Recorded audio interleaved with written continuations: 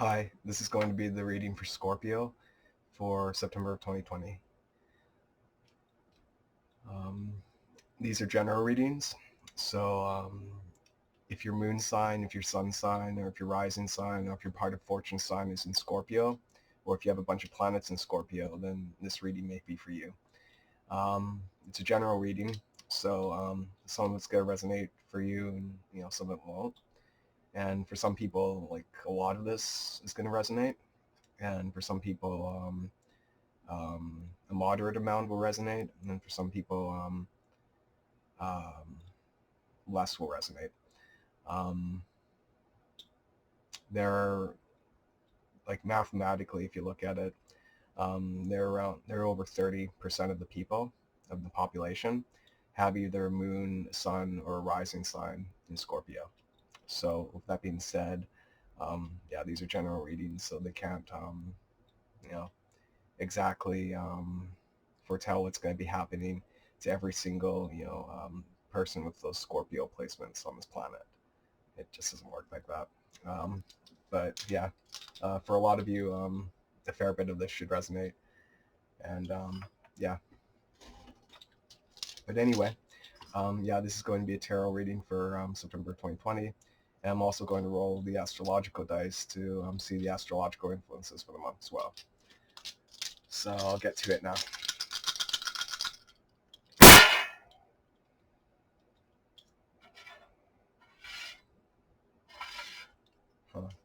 Okay, we have Neptune and Capricorn in the 7th house.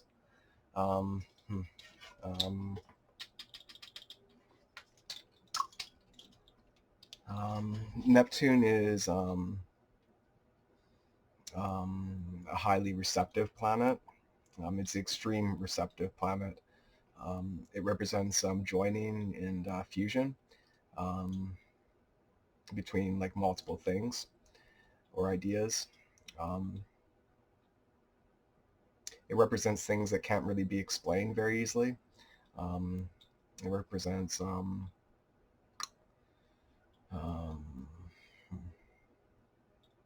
It represents like psychic abilities and mysticism. It represents fantasy and illusion, deception. It represents daydreaming, ideals. It represents refinement.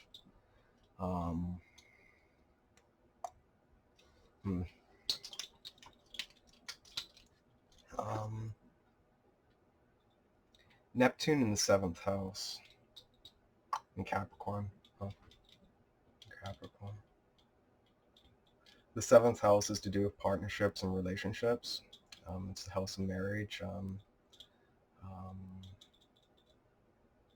It also has to do with open enemies as well.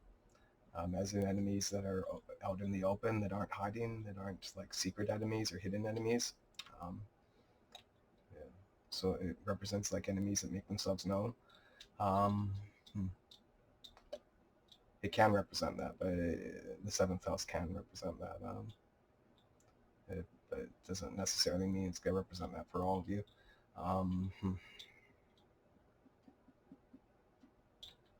Neptune and Capricorn in the 7th house. This indicates, Scorpios, that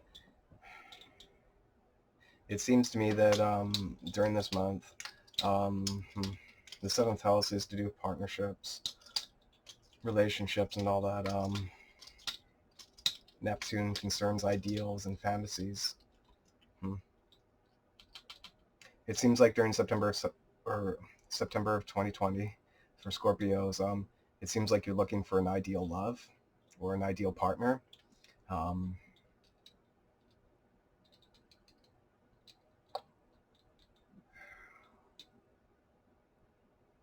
Like your dream girl or your dream guy. And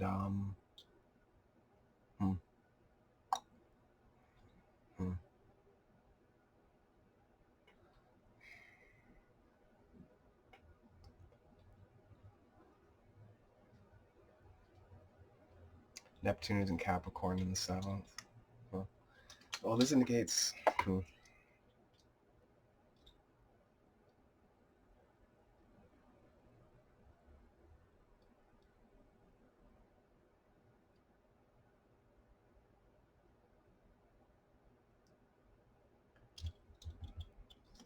This indicates that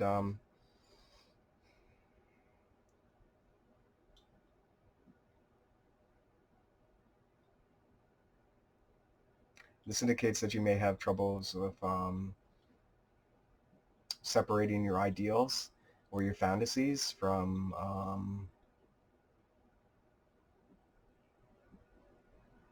what's tangible or realistic. Hmm.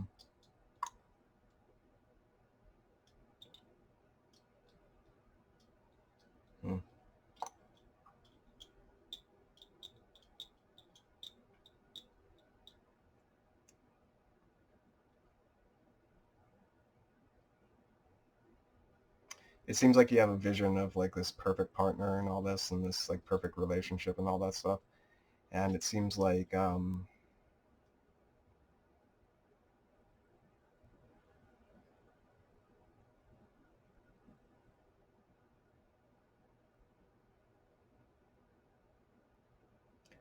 what you have available to you isn't really living up to that, or doesn't really seem to be.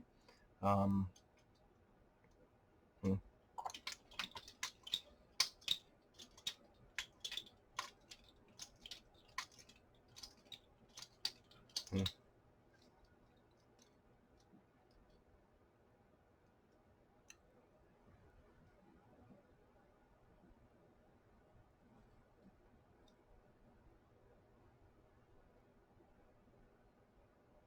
It seems like for some of you may have your head in the clouds, right?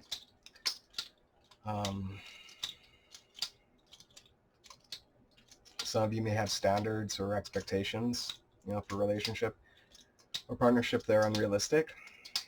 And it seems like others of you, your concerns may be warranted.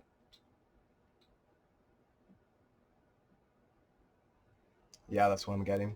It seems like for some of you, you have your head in the clouds and you're waiting out for this fantasy that, or ideal that they'll likely never come, and for others of you, it seems like you have reservations, or it seems like, yeah, you have reservations regarding the options that you have in front of you, and it seems like those reservations are warranted. So half of you, it seems like you're being unrealistic and kind of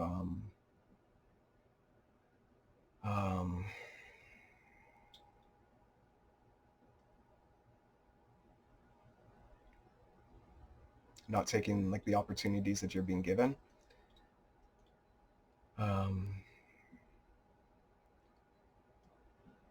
Because they don't live up to your ideals.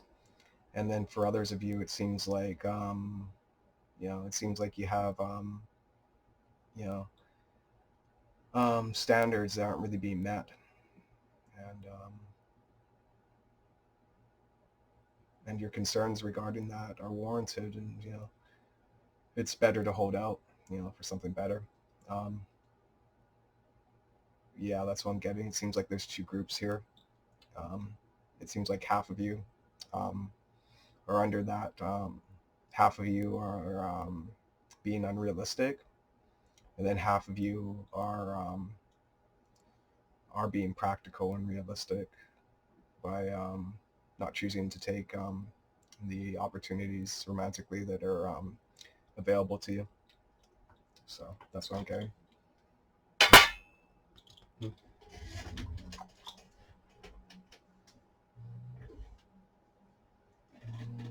Let's see here.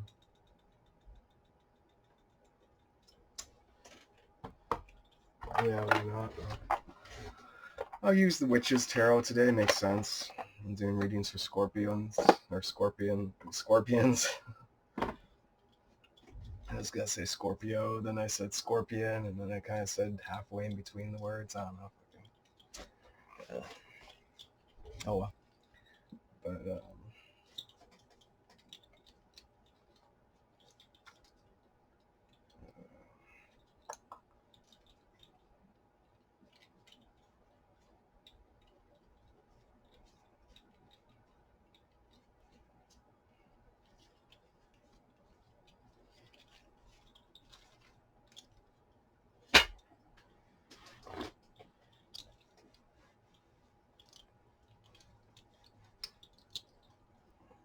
Yeah, it's fucking hot up here. Fucking. Jeez Louise. I have an upstairs suite, so fucking it gets fucking hot up here. Like, Jesus Christ. Jeez Louise.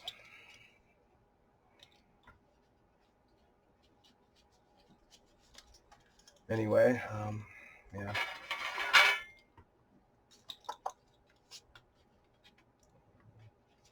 I'm gonna do Celtic cross reading as usual. Um,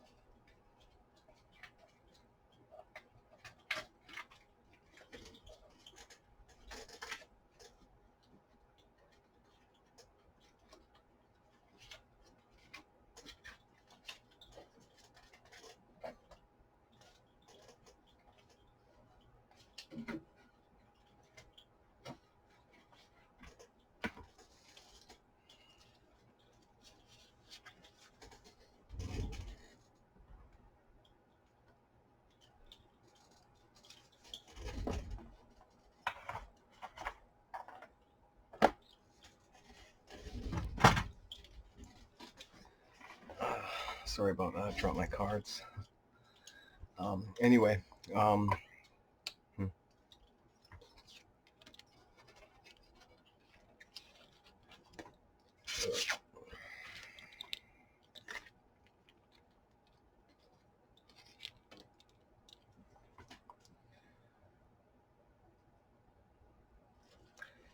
the beginning position, the first card, which is where you're at, heading into September of 2020, Scorpio, is you have the five of your first card, where you're at the beginning of the month, is the Five of Pentacles. Okay.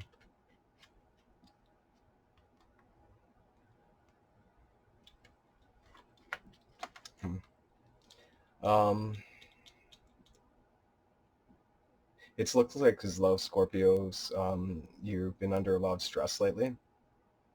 You've had a lot of worries, concerns.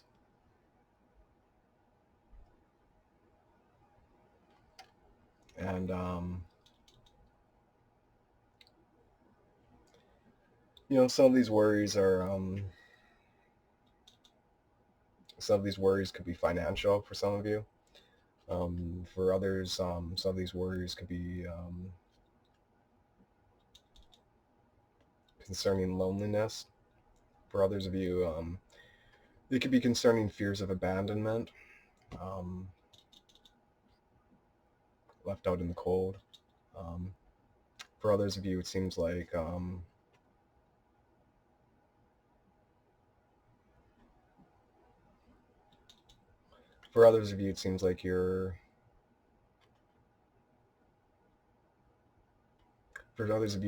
worried because you're worried, and your worry is feeding into your worry, and it feeds into your worry, and it just creates a perpetual cycle of worrying and stress, right?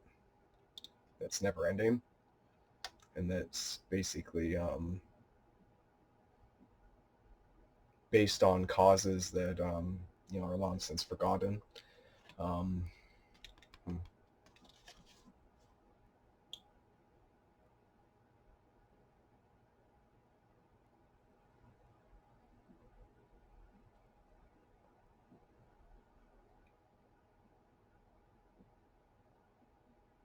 Some of you may be feeling cold.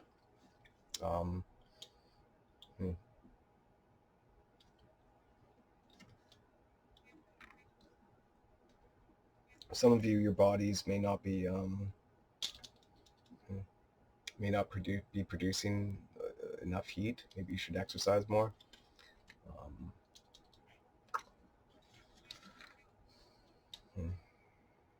Buy a heater or something.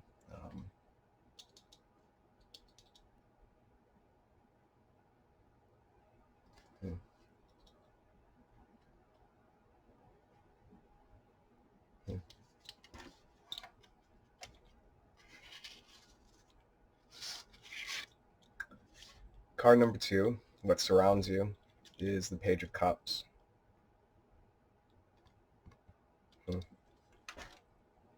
Page of Cups. It's card number 2. This indicates that there's a younger person around you. Probably a female. Could be male, but it's a younger person, most likely. For most of you, there's going to be a younger person around you who's most likely going to be a female. And with these court cards, if it's a female that's depicted in it, then generally that means there's a roughly 66% chance that it's going to be a female. And then there's a 33% chance that it'll be a male, roughly. These are just rough estimates based on my experience.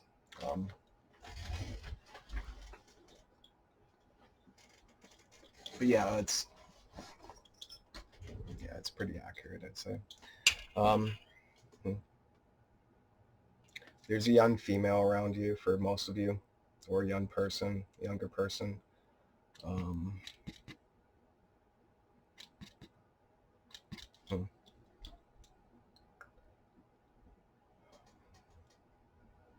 This person has romantic interest in you. She's likely to be a water sign or have water placements of some sort. Probably gonna, she's either going to be a water sign person of some sort, either sun, moon, rising, part of fortune, water signs, or planets and water signs. Either that, or she'll have, the person will have water sign characteristics, which means they'll be emotional.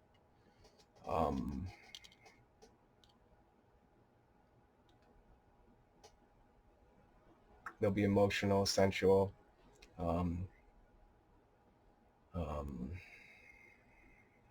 They're a page, so they'll be emotionally immature.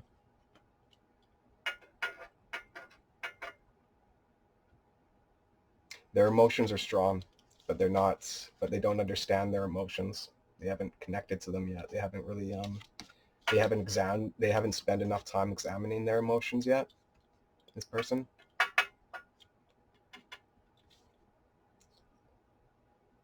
They don't have the self-awareness yet to understand their emotions.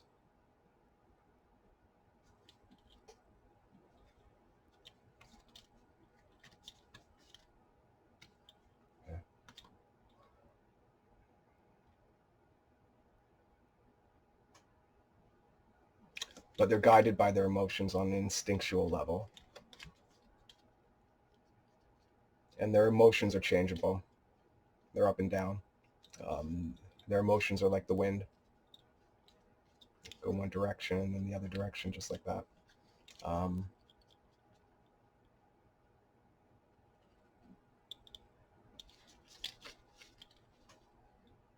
Impressionable, receptive. Person would be impressionable and receptive.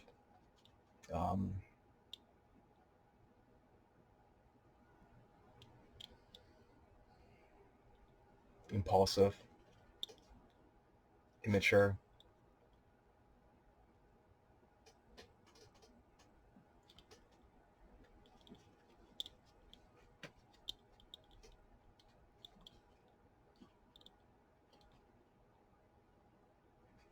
But the person would have a youthful naivety to them.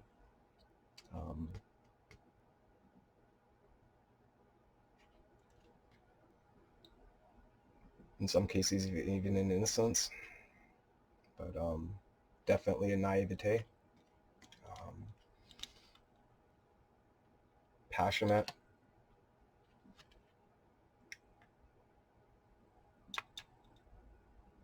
intuitive,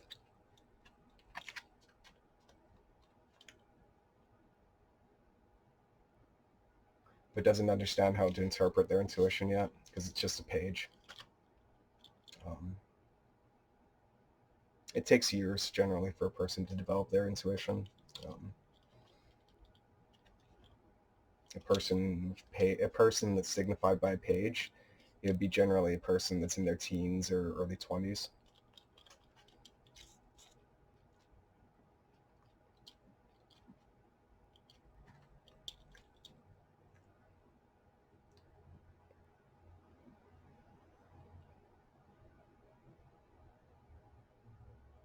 But mentally, the person would be roughly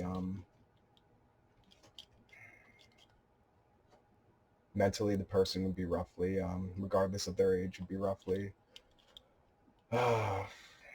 19 or so, 20, somewhere around there, 18 mentally, regardless of their age.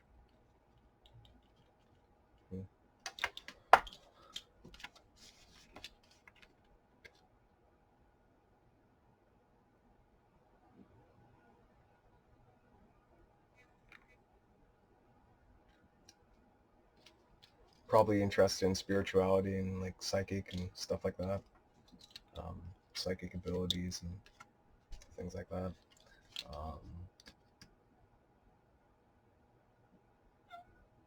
Very instinctual still, operating off of instinct mainly.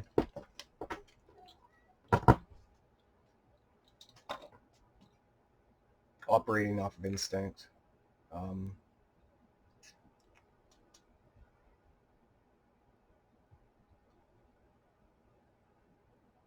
They may be rational, they may not be. They may be trying to be rational, but even if they are,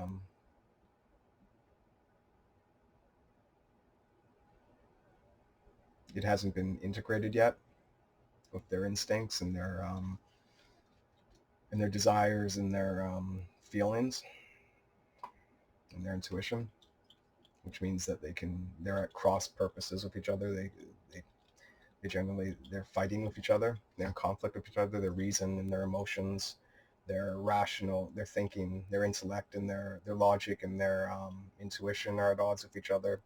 Their reason and their emotions are at odds with each other.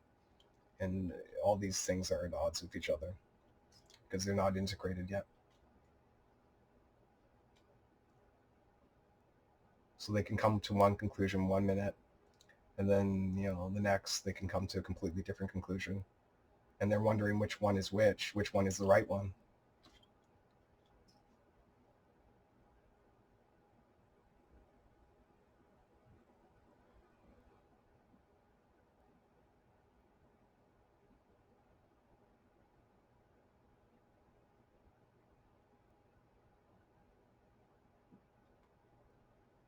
Their thinking hasn't been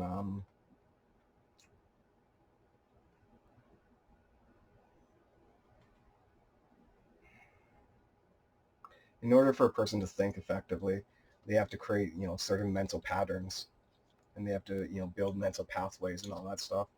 And, that takes time, um, it takes experience. Like, it's not simple. Some people, they never learn it, you know, even when they're older, even when, they're retired, they may never have learned it, how to do it effectively, you know. It's been sure as hell for the most part. The majority of people of the age signified by this card, they're they haven't learned it yet. The vast majority of people.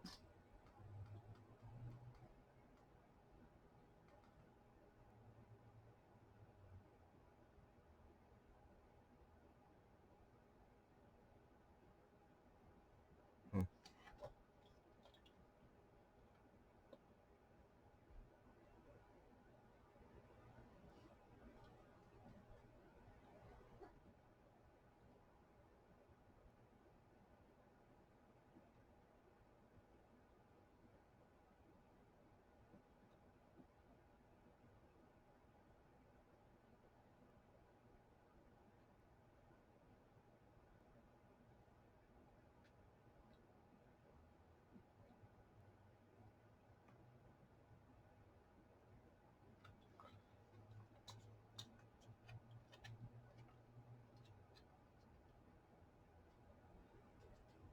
Oh.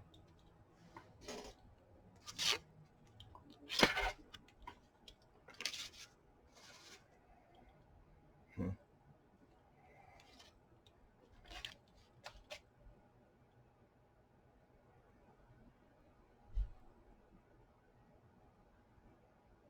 The person has a romantic interest in you, most likely for most of you.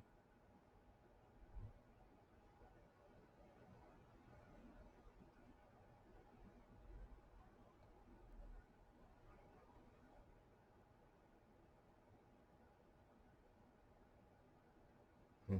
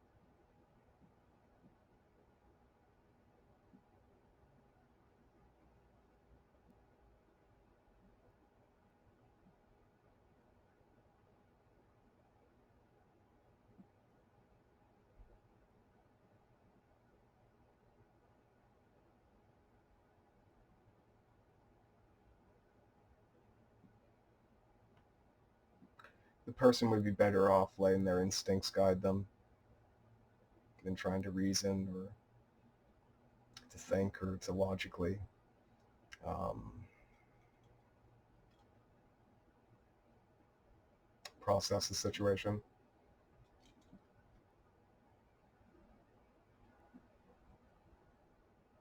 I'm not saying their instincts are perfect yet or anything close. It's just that um, it's more ingrained in them, their instincts and their intuition, than their logic or reason and rationality.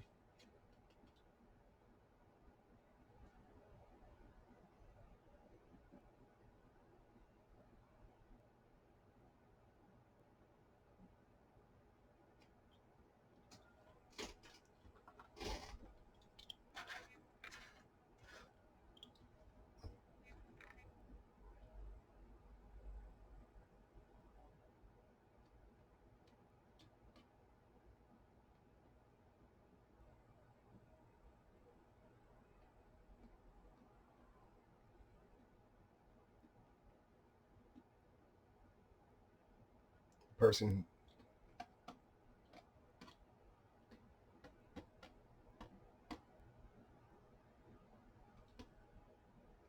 Yeah, the person should let their instincts and intuition and feelings guide them. Let their feelings guide them.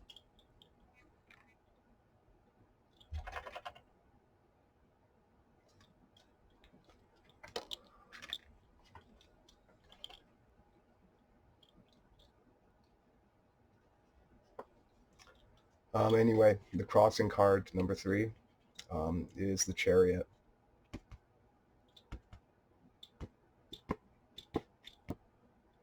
Hmm.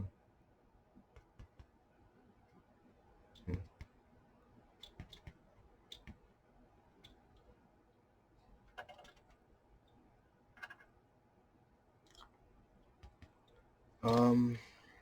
The Chariot in the crossing position. Hmm.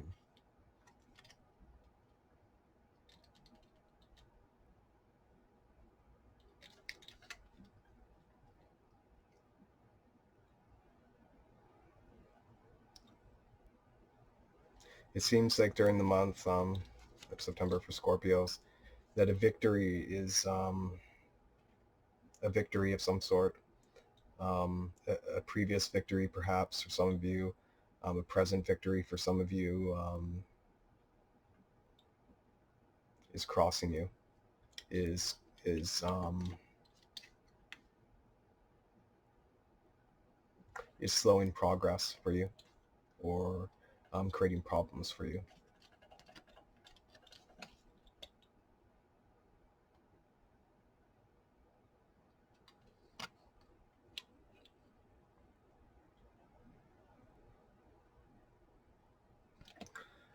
For some of you, it seems like a move may be crossing or causing problems for you. Um, Travel could be causing problems for some of you. Um,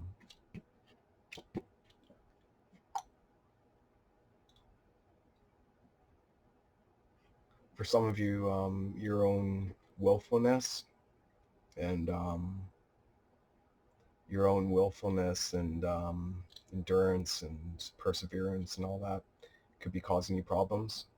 Um, your um, your determination for some of you could be causing problems.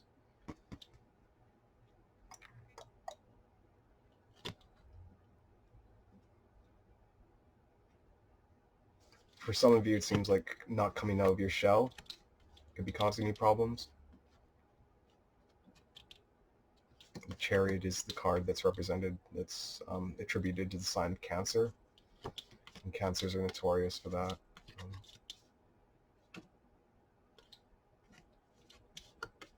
Generally, if Cancers, they'll give you one chance. They'll come out of their shell once with you, and if they do, then yeah.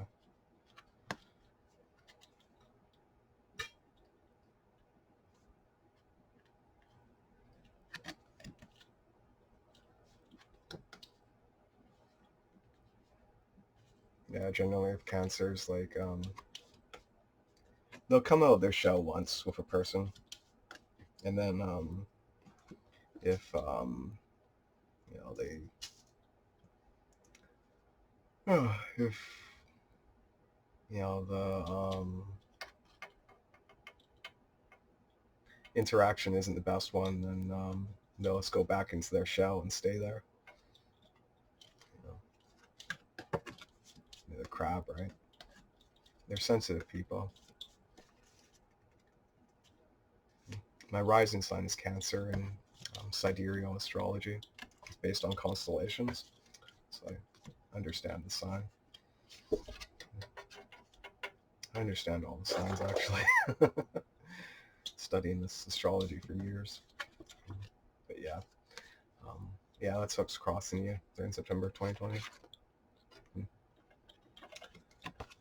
This is card number 4, which is your foundation for September 2020. The Six of Wands.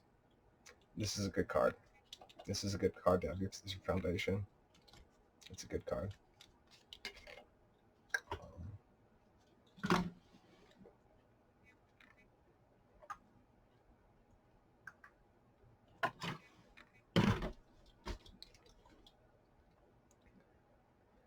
It'd be a good idea during September 2020 to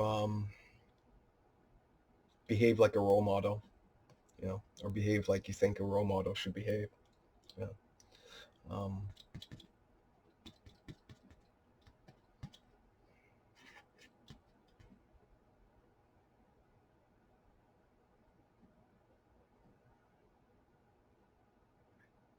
Behave as if people in higher positions are watching you and observing you, how you act, how you behave, what you do, what you say, how you respond or react to things.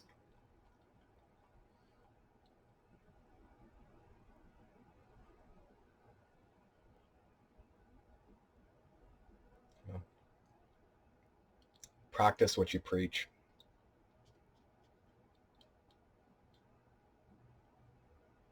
The reality is, life, the reality is, no matter what in life, like for everyone, basically, it doesn't matter whether you're like super talented or not, um,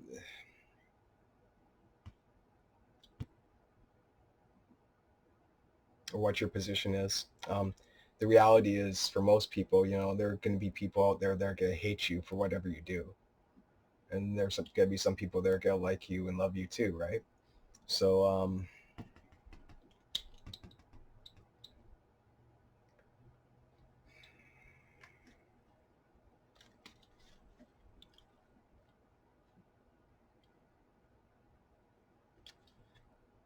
the truth is you can't please everyone in life, um, that's just the reality of things. Um, and that, having haters, it's not exactly a bad thing because it just means that basically, you're someone special. That's what it basically means. Okay. Because, some people, they're ghosts, no one notices them. No one really cares. No one has anything, positive to say. No one has anything negative to say either, right? So if you have haters, that's actually, it's not the worst thing in the world. It actually means generally that there's, something special about you, that there's something in you that they see that either they're scared of or they're fucking, or, or they're attracted to, or intrigued by, you know.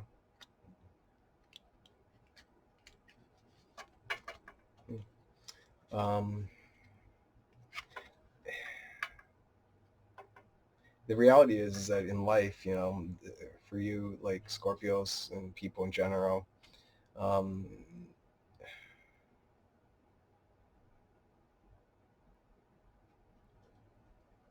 people may or may not believe the things you say. Yeah, this applies to anyone. But this is just a message for, that's I think important for you guys right now. Is that, not everyone will believe what you say, but they'll remember what you do. You know?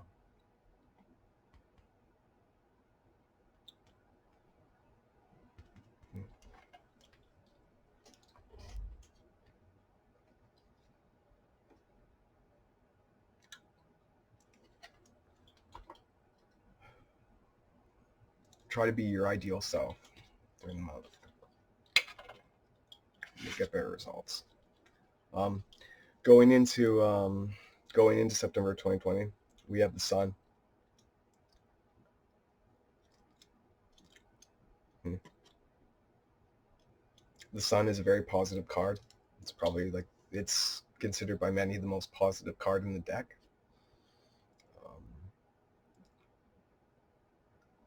Um,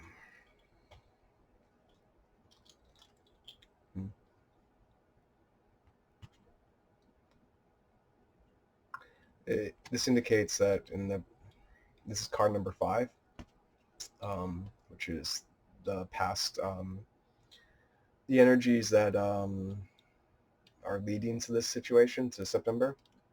So basically the past position, what led into September. So it seems like there's a period of personal growth. a period of personal clarity and illumination that has occurred recently over the past little while, going into September, leading into September. A period of clarity, insight, illumination,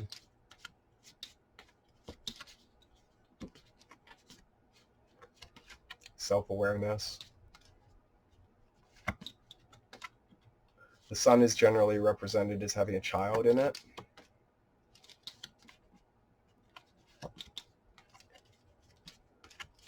This indicates that what I'm getting is that leading into September 2020 through Scorpios,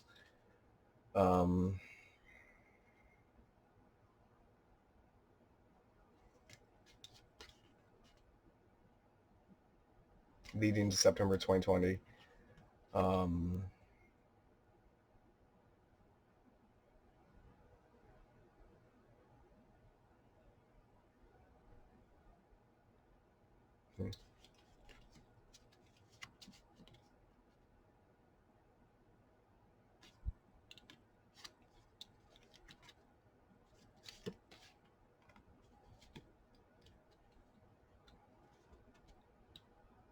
innocence,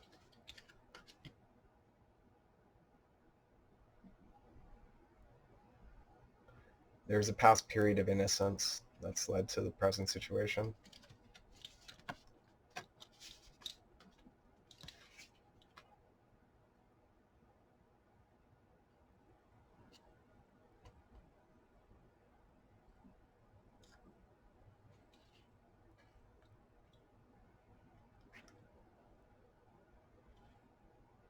Innocence and personal happiness.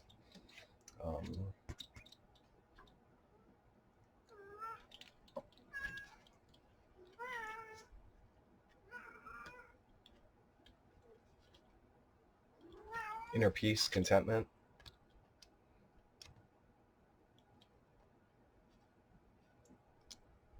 Perhaps recently, leading up into September, you found your guiding light.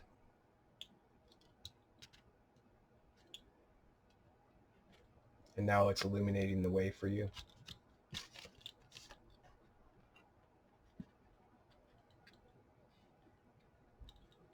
So in the past, innocence, clarity, personal growth, illumination, finding your guiding light, that's affecting the present situation, and that's good. So you're starting from a good place.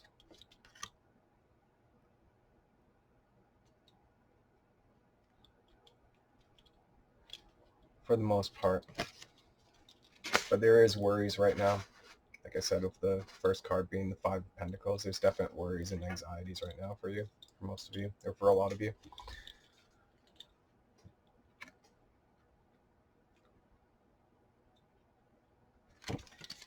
For the crowning card, card number 6, we have Nine of Wands.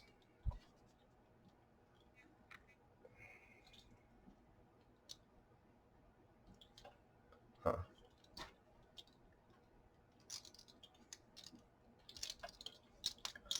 It's fucking hot up here, like Jesus Christ. Like, fuck.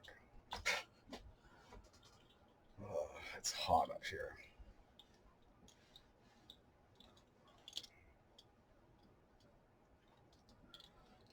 Jeez Louise. Anyway, yeah, it's fucking hot up here. I'd use the air conditioner, but fucking, I don't like that Freon shit. It makes me fucking sick. Fuck.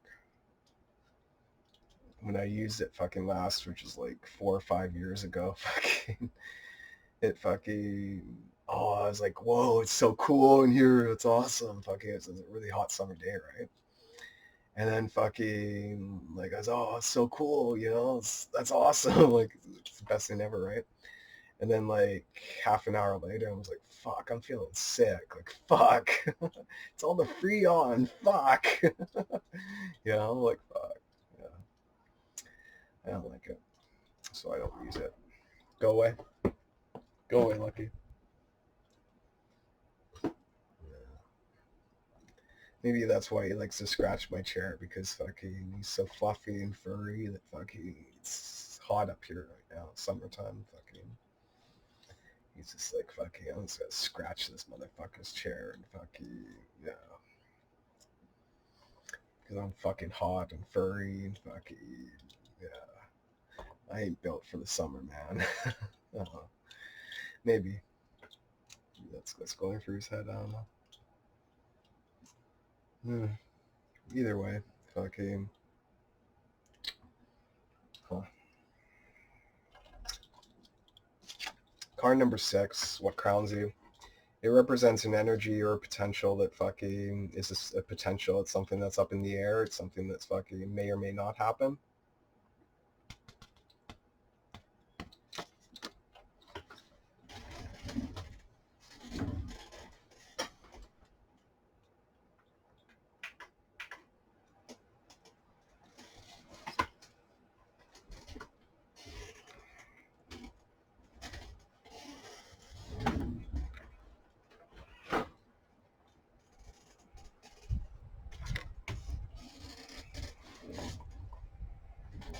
Oh yeah, that's better. Fuck.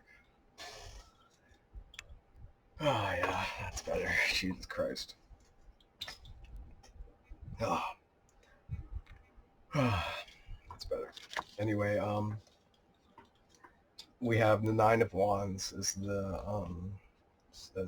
crowning card for September 2020 for Scorpios. This indicates that Scorpions that fucking during September of 2020, you guys could have your guard up quite a bit.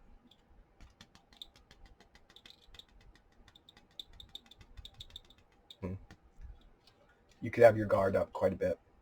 Be quite defensive during September of 2020. But this is a possibility. It's something. This card number 6, the crowning card, it's fucking, it's the most, it's the most,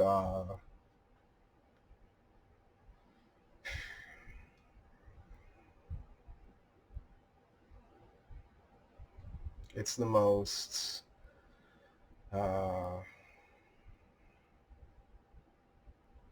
mutable sign of the spread, which means, like I said, it could happen, it may not.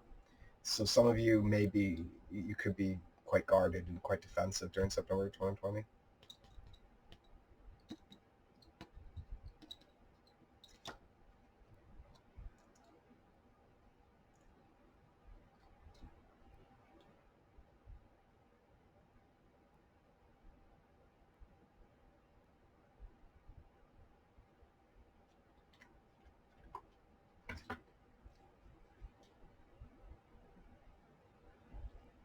This indicates that for you guys, that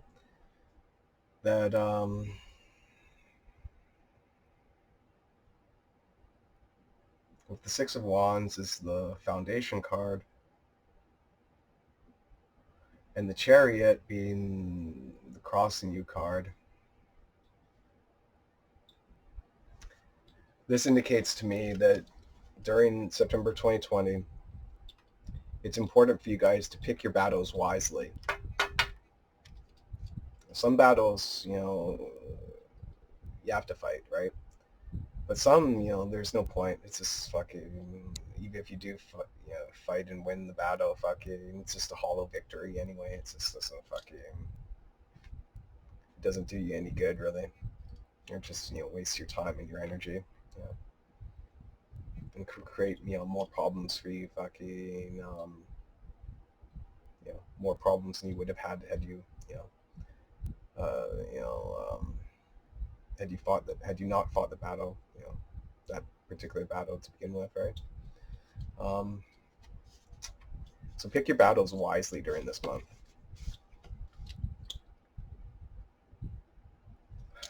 Take some space, to think about things before you react.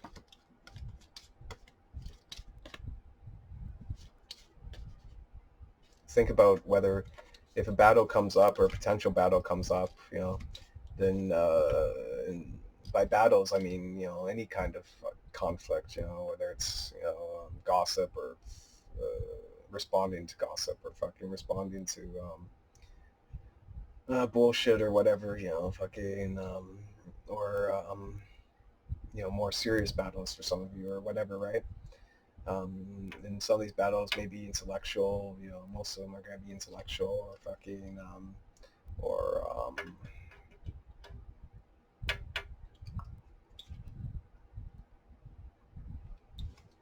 or emotional, And for a few of you, you're still, the battles will be, more literal, I guess, or, some of you may be competitive, athletes or fucking, some kind of competitive occupations, right? Competitive video gamers is popping up for me. Competitive pool players.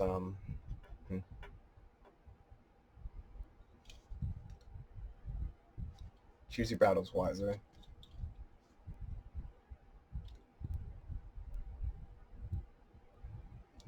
Yeah, sometimes it's better to just walk away, Just fucking...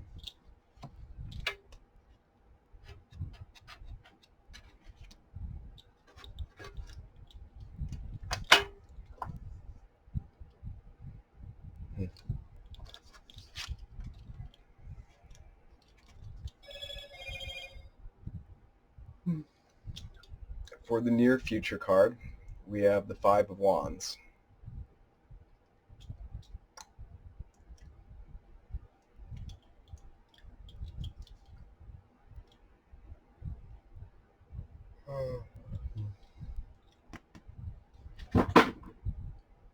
This indicates that around the middle of September, for a lot of these Scorpios, there's going to be conflict of some sort, or a debate of some sort, or an argument, or a conversation of opposing sides of some sort.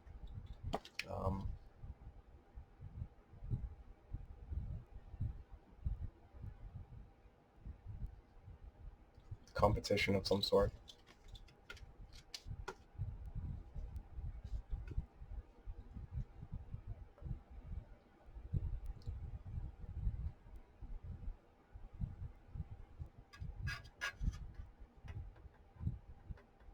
That's another reason why it'd be a good idea to pick your battles well this month, because fucking, if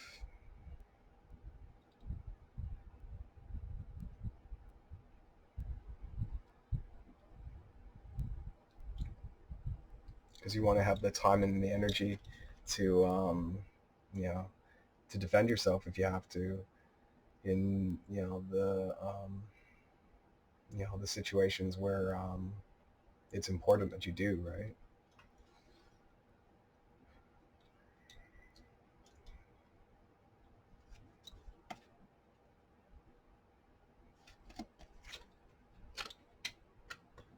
Because some battles, some competitions, some arguments, some debates, they're worthless. Even if you win, you don't win anything. You just lose your time. Yeah.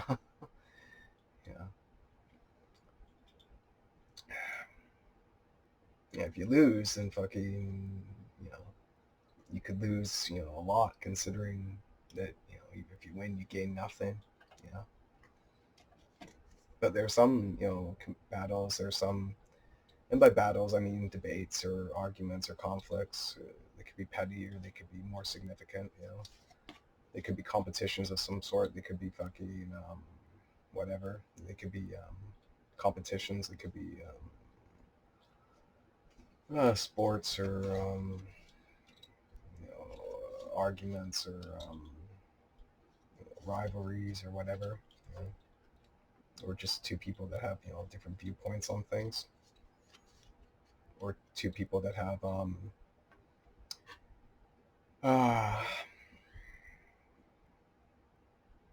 whose interests are at cross purposes with each other, or who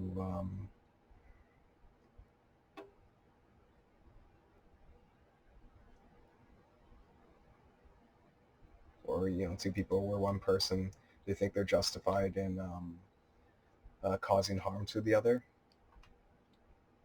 Yeah, it takes a lot of different manifestations, right?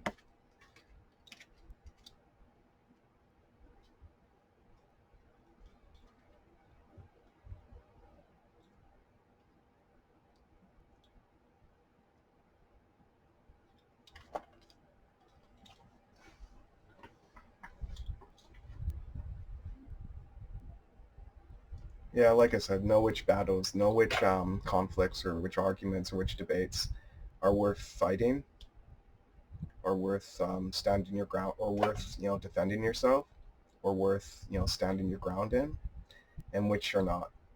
Yeah, and basically ignore the ones that aren't worth it, that aren't worth your time or energy.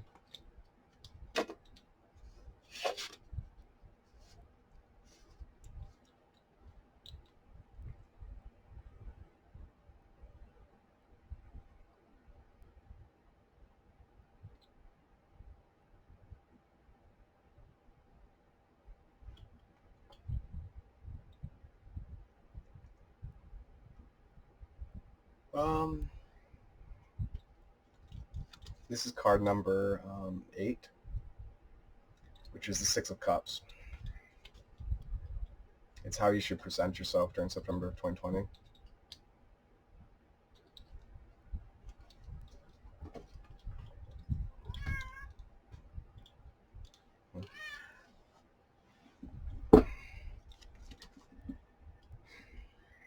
During September of 2020,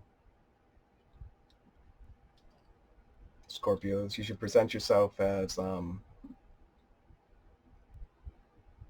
being innocent, being childlike, perhaps for some of you being naive. Um,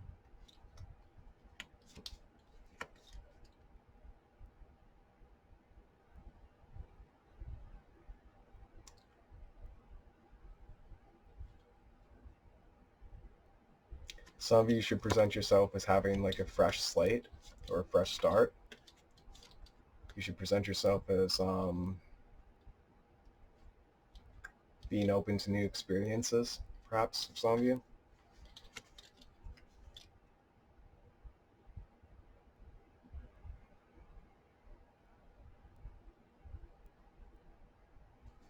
And for some of you, like, you should present yourself as, finding the joy in everyday life, the way that a child would, you know. And, you should present yourself generally, for most of you, actually, as, viewing the world through the eyes of a child, with a childlike, innocence and sense of wonder, Because the truth is, there are a lot of spiritual people that are like that. They have this childlike quality to them, that's it's kind of off-putting actually for some of them. Like some of the more advanced ones, the more like really evolved spiritual people, they have this childlike quality, this childlike innocence to them that's like really off-putting because, like, for one, on one hand, they're like extremely wise and extremely experienced and knowledgeable, enlightened, right, or close to it, and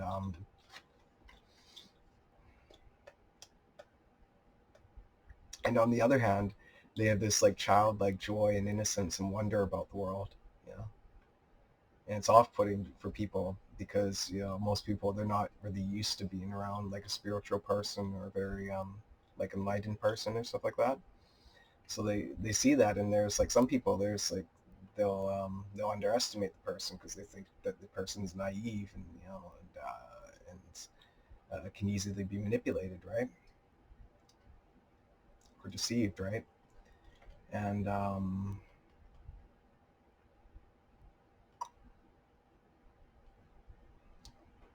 and then there are other people that understand how things work, and there's like uh,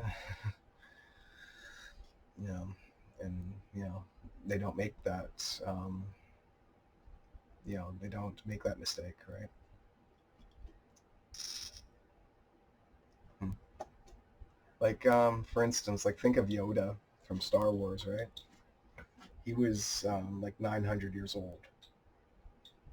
his species lived a long time, right? Plus he was strong in the force, so fucking he, you know, a person who's strong magically, you know, according to the legends and all that, they age slower than a normal person would. That's why you hear in legends and stuff of people, magic users and all that, who would live into their would live several hundred years, or they live to like 150, you know, or they there's stories, legends of like magic users, sorcerers from back in the day that they'd be like 100 years old, but they'd only look like they were 50. Yeah, and they'd have all the strength and vigor of a person that age, even though they're like fucking 100 years old, right? So like, it's but beyond that, like Yoda, you know, um, he was very wise and experienced, right? Obviously, he's 900 years old, and he was like the leading Jedi. He was the head of the Jedi, right? But he had this personality and this way about him, where had this, you know, innocence about him, where he acted, you know, kind of um, he acted in a way that was childlike, you know, to some people, right? But like then, you know, and he seemed like to be kind of you know, soft, you know, at some points, right? He seemed soft actually to people generally, um, for the most part, you know. But then, you know, when um, like he'd surprise people too when you know, his back was against the wall, right?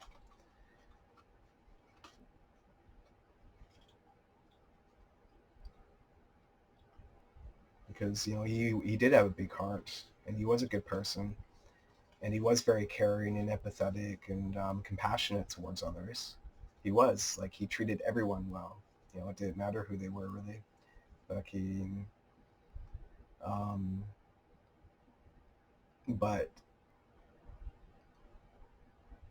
and some people, like, they'll confuse, you know, kindness for weakness, right? And they'll try to take advantage of that. Like Palpatine tried to Palpatine, you know, Palpatine respected Yoda, but like if you watch Return of the Sith, when fucking towards the end, when Palpatine fought Yoda, you know, when Yoda came into Palpatine's command room, right, and said, "At an end your rule is, and not short enough it was." You know, that was badass, by the way. That was badass. At an end your rule is, and not short enough it was. That was badass. Yeah. He confronted him right there. He went right into his like command room, Yoda, and this was at the time when Palpatine had already executed Order 66, right? So like all the Jedi were fucking were like felons at that time, right? So Yoda just stormed into like their into Palpatine's, you know, base of operations. And he got through. He got right into his fucking command center room. And then there are two of Palpatine's guards right there, and Yoda just knocked him against the wall and knocked him out. And then he faces Yoda and fucking, or he faces Palpatine. He says, "At an end your rule is," or no, he says, "Chancellor Palpatine, or should I say Darth Sidious. At an end your rule is, and not short enough it was." Yeah, that's it. And then fucking Palpatine fucking says, and then Palpatine says, oh yeah, Palpatine says, Darth Vader will become more powerful than either of us. And then Yoda says Yoda says, what is it now? Yoda says, faith in your apprentice may be misplaced or something like that, right? And then and then anyway, fucking, fuck, I don't know, fucking Star Wars segue. Anyway, it's important. It's relevant. Sorry, but anyway, I'll try not to like veer off too much here. Well, not too much anyway, but a little bit more. But anyway, there's a point to this all. But anyway, Yoda says in response, like he says, or no, Palpatine then Palpatine says, he says something, I don't fucking know, whatever the fuck it is. And Palpatine shoots him with his lightning. And he catches Yoda off guard. Palpatine shoots his lightning at Yoda. And then Yoda fucking takes the lightning, and Yoda gets blasted fucking backwards, and his head gets knocked against like the wall, and then he gets knocked out briefly. So Palpatine, he basically suckers Yoda and blasts him and knocks him down, right? But he doesn't take him out. And see, Palpatine was preying on Yoda because he thought that fucking Yoda was like, he knew that Yoda was wise and powerful, but he underestimated Yoda to an extent. You know, he thought that Yoda was too innocent, too naive, and that Palpatine's uh, greater realism towards how how the world and people, and conflict generally works, would actually save him, or would allow him to sucker Yoda and you know and get the win that way, right?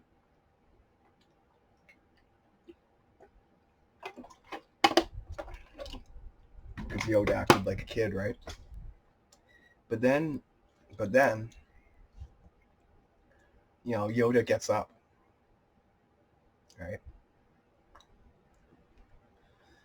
And Palpatine knocked him out briefly, but then Yoda gets back up, and he's just like, boom. Oh yeah, yeah, yeah, yeah. That's how it goes. First, Palpatine shoots him with lightning, and then and then he knocks Yoda down, and then Yoda gets back up, and then Yoda fucking says, and then Yoda fucking, uses the Force to blast Palpatine backwards, to push him backwards out of his chair. And Palpatine like spins around and like, yeah, that was cool. And then Yoda fucking knocks his Palpatine's two guards against the wall and knocks them out. And then Palpatine's getting up, and then Yoda's just like, at an end your rule is, or he says, Chancellor Palpatine, or no, he says, at an end your rule is, and not short enough it was. And then they start fighting, basically. Yeah. After, yeah, that's how it goes. And anyway, the point is that Palpatine underestimated him, right? Because he acted in an innocent way, right? So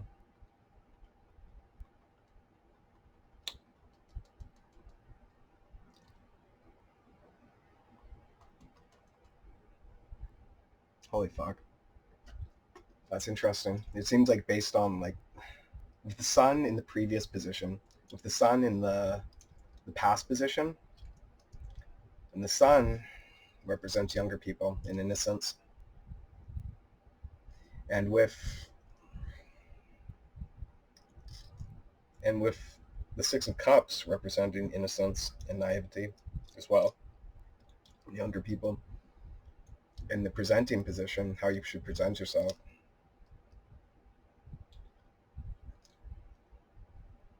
And the cards there indicating conflict and victory in other positions.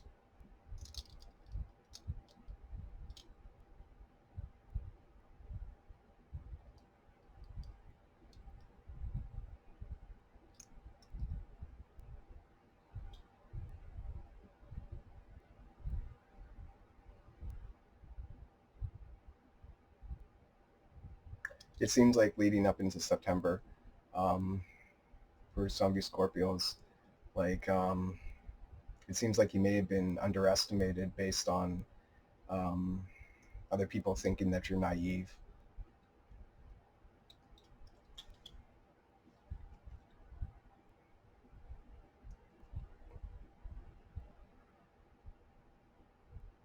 And that you don't really understand how the real world works.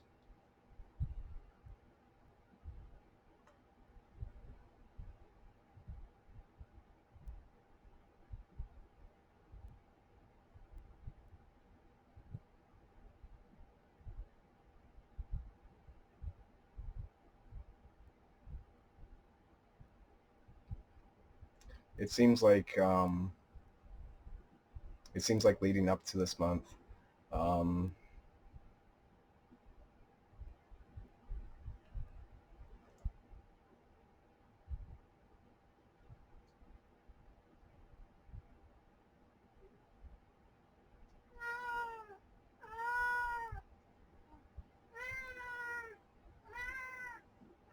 that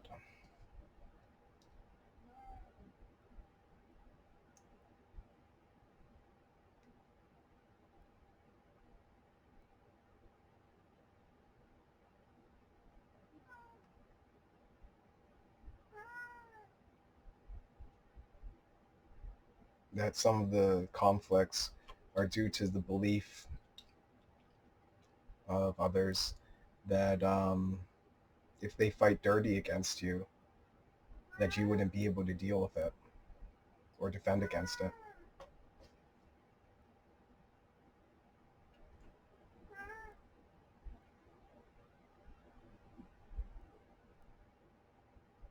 Hmm.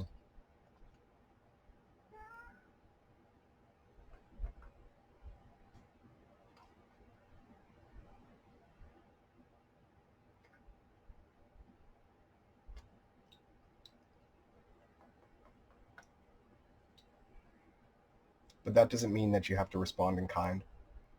Just because other people are fighting dirty against you doesn't necessarily mean that you have to fight dirty back. You can take the high road.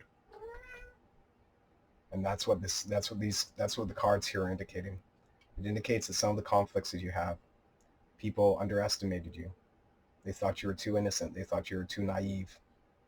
They thought that they could, some of them thought, for some of you, it seems like some of the conflicts that you have are due to the fact that, some of the people, they thought that if they fight dirty against you, that you wouldn't be able to, you wouldn't have an answer for it, that you wouldn't be able to defend against it. Some people, they thought that, for some of you, that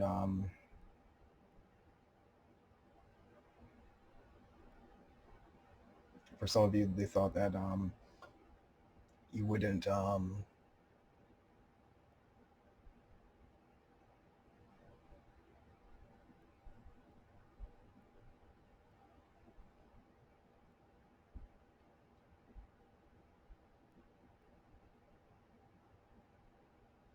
in a lot of cases, it seems like some of the conflicts that you have are due to the fact that the other parties thought that they could fight dirty, and that not only would you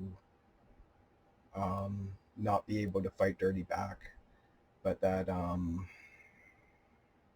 you wouldn't even be able to defend against it.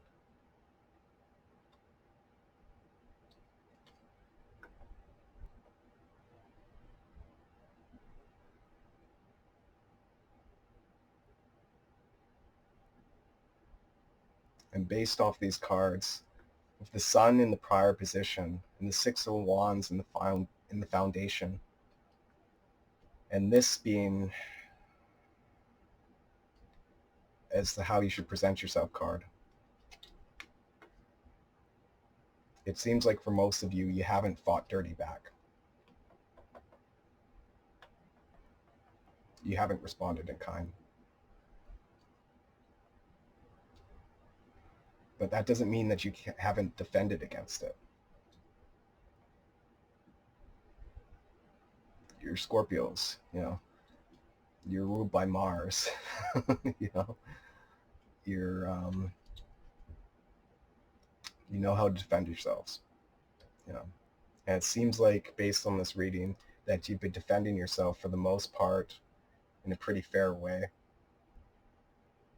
in a pretty innocent way, even if the attacks that have been launched against you have been you know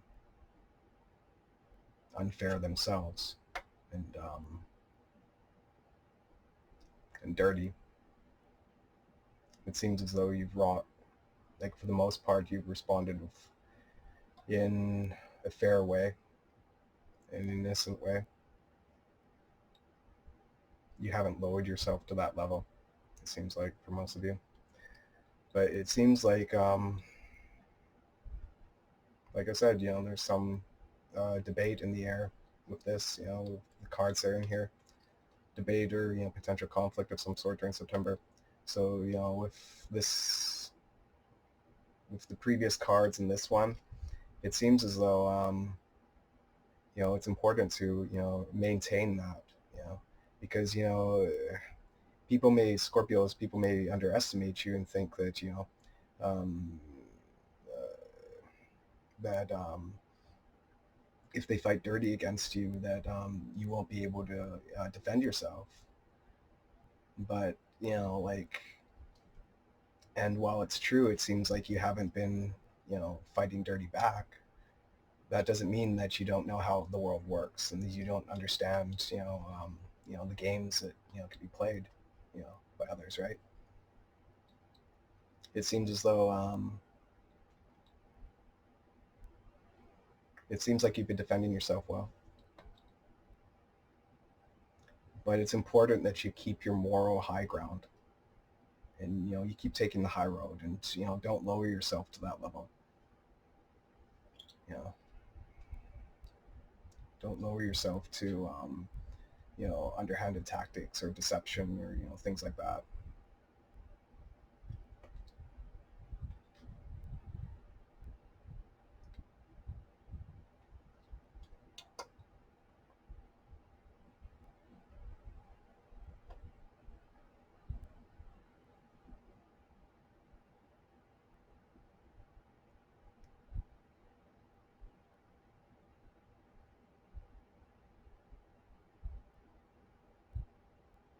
Up to now, you've seen through. It seems like based on these cards, it seems like up to now you've seen through the smoke and mirrors and the deceptions and stuff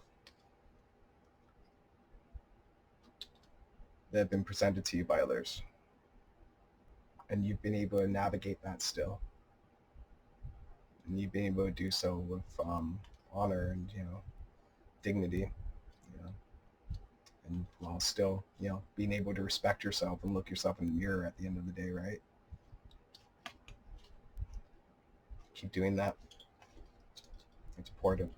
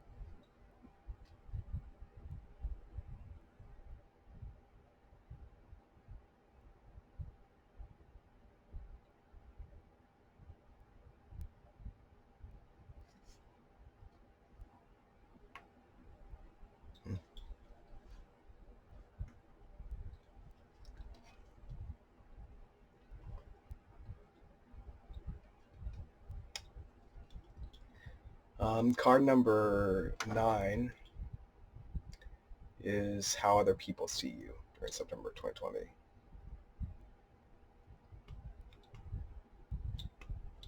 Scorpio.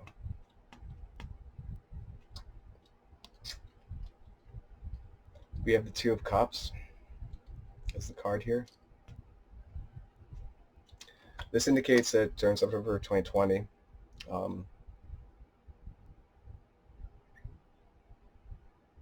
Scorpios, that you're more attractive than usual in other months.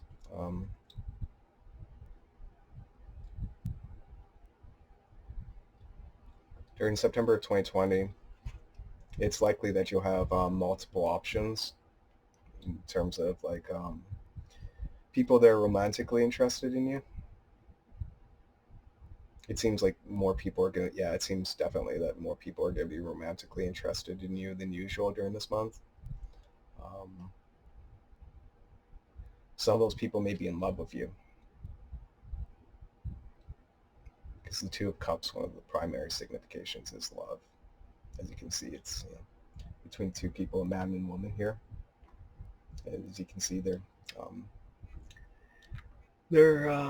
christening the two cups together, right? Each of them is holding one cup in their hand together, right? And they have a band of flowers around their heads, right? Which means that in the symbolic sense, the flower wreaths around their heads, that indicates that their minds are primarily preoccupied with feelings of love.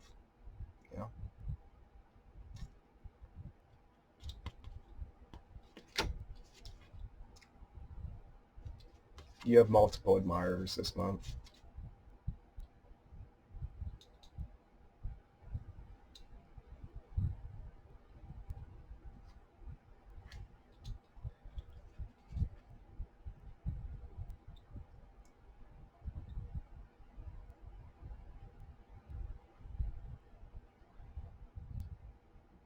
And some of these may be secret admirers. Some of them may be out more in the open. And some of them may be in between. Yeah, you're definitely more attractive this month. Scorpios, we're known for fucking, the sign's known for being pretty sexy. Most of the genitals, all that jazz.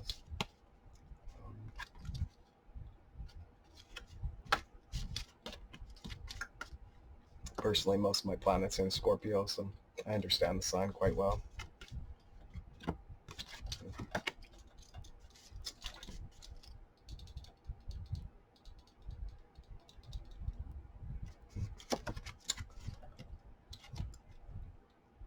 People this month, they'll see you as being more emotional.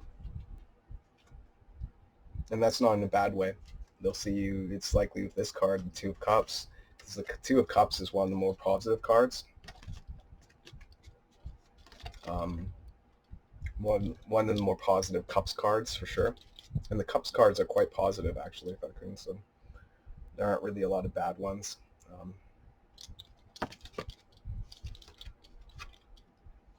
So this indicates that, during the month, people are going to see you as being more romantic or more tender and warm than usual, more compassionate, more nurturing, more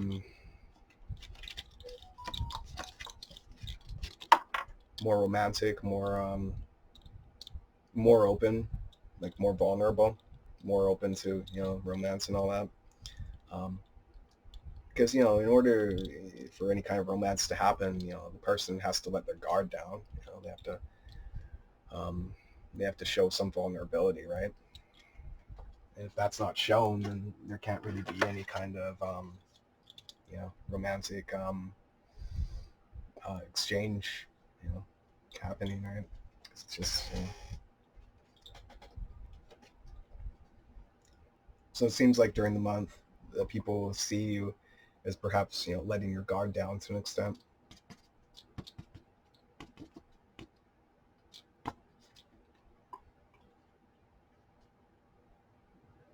Perhaps coming out of your shell to an extent.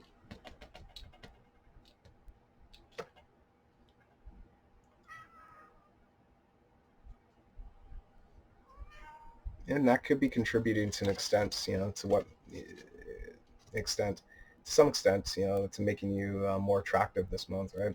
Because, vulnerability actually, it's counterintuitive actually, but because you'd think that vulnerability would actually make a person less attractive. And a lot of people think that, right? But actually vulnerability makes a person more attractive, Because if you think about it, you know, like in relationships and stuff like that, and romance and all that, um, like vulnerability is an attractive trait, you know, because, you know, like it's when it comes down to it, you know, like a lot of people, they have this thinking in their heads, you know, or they've been conditioned or taught, you know, to believe that if they show vulnerability, then that makes them look weak, right? In a romantic sense, right? Um, but the reality is that actually showing vulnerability, it makes a person strong, because fucking that takes a lot of guts, right? To do that, right? That person who can't do that, then, you know,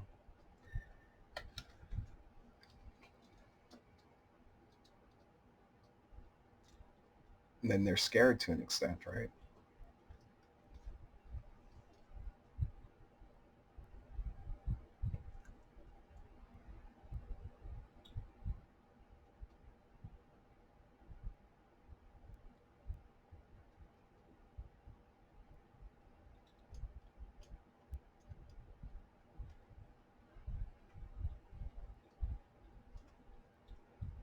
Hmm.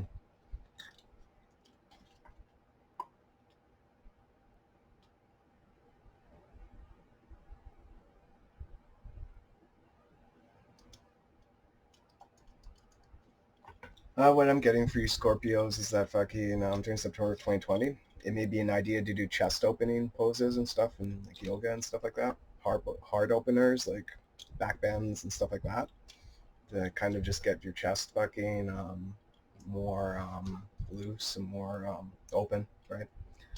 Because, you know, a lot of people, like, they have tension in their shoulders and their neck and all this, you know, blah blah blah. They maybe hunched, you know, over a computer or something, or you know, just it just, yeah, a lot of people get tensed up, you know, from anxiety and stuff like that too, right? So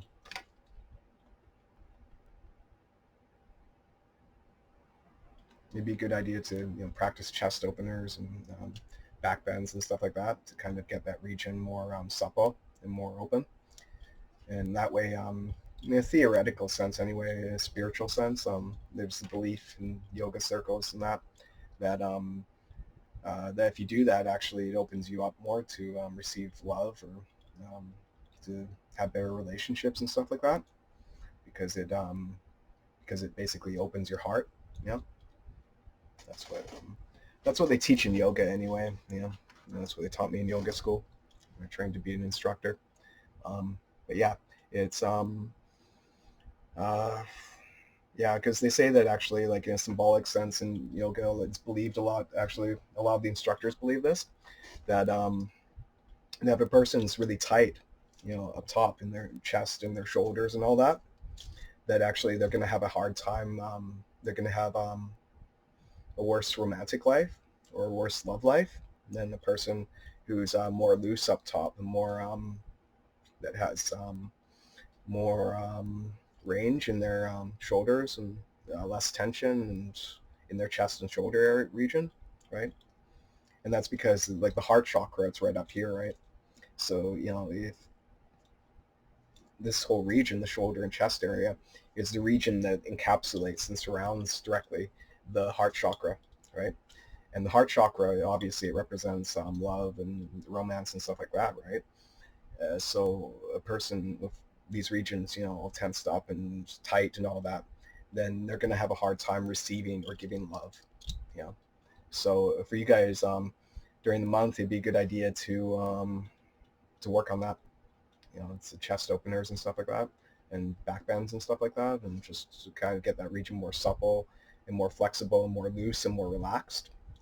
And if you do that, then you'll likely attract love more. That's what I'm getting to, and you'll attract more options and more and better results too, and just be more attractive and be more like open romantically and stuff like that too. Um, you'd be probably able to show vulnerability better, um, to an extent that's, you know, that, you know, doesn't go too far, but at least is enough to, you know, maybe get something started that's good. That could be good.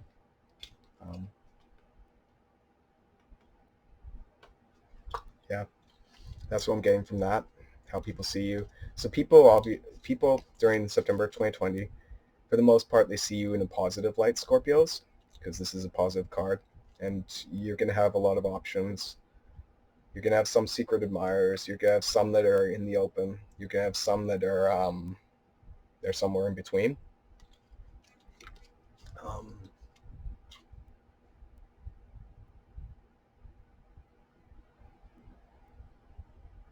I guess those would be the secret admirers. They're admiring you in the open.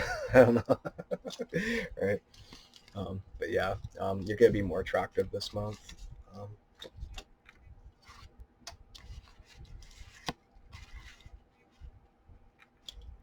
and you're going to be viewed by others as more open to romance this month.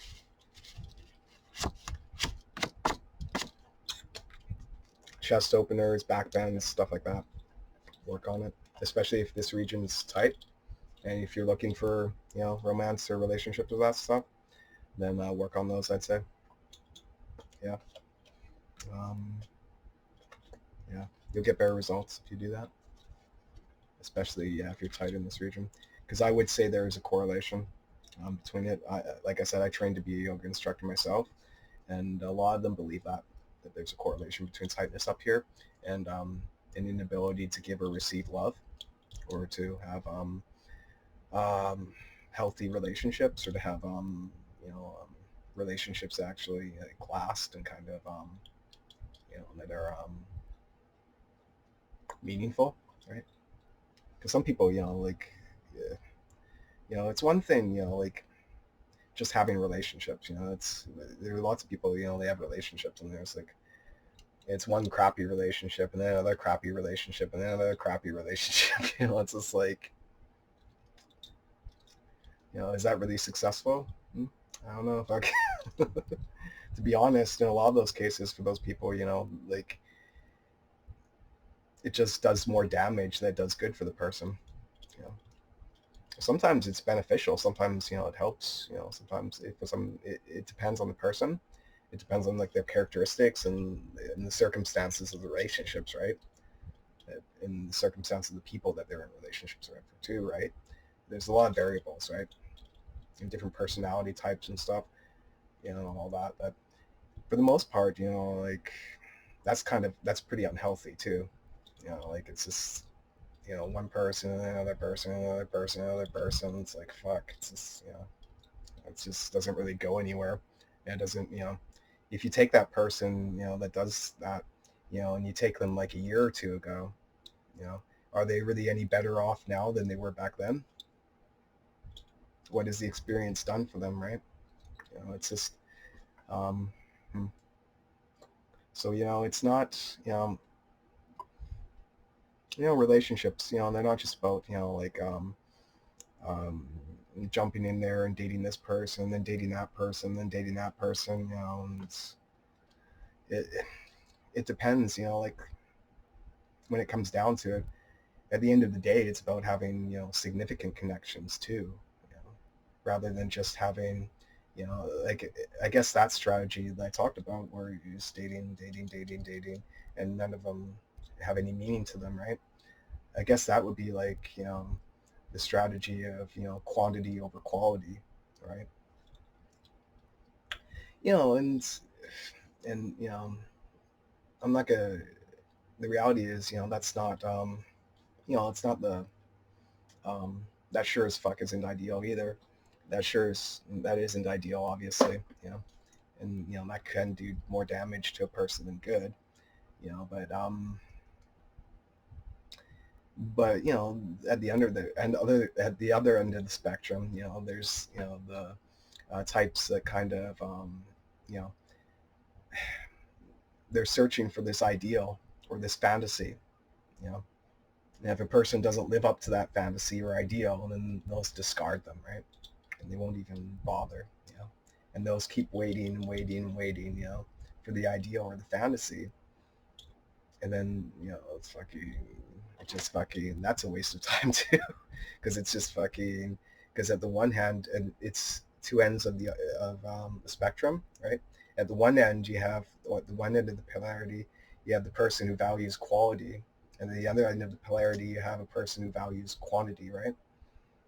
And they have two different strategies. One has quality strategy, and one has a quantity strategy. So the one person is like dating this person, that person, this person, that person, blah blah blah, right? And not getting anywhere.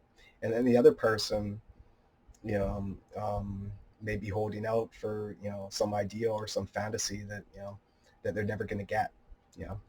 And then, you know, at the end of the day, both people have actually like wasted their time. Because one person's standards are, maybe too high, and then the other person's standards are too low. You know, so it's just like, so it's just so it's kind of it's important to find that if you're looking for relationships and stuff like that, it's important to find that balance point between like quality and quantity. Just kind of like to kind of hmm,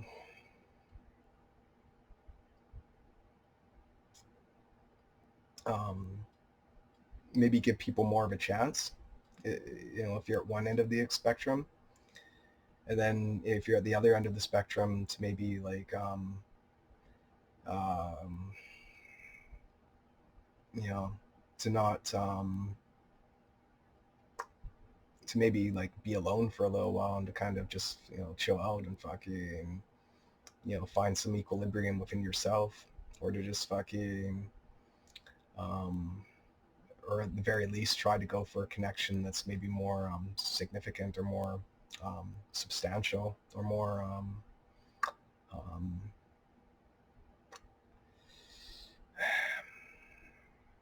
or less flimsy, I guess.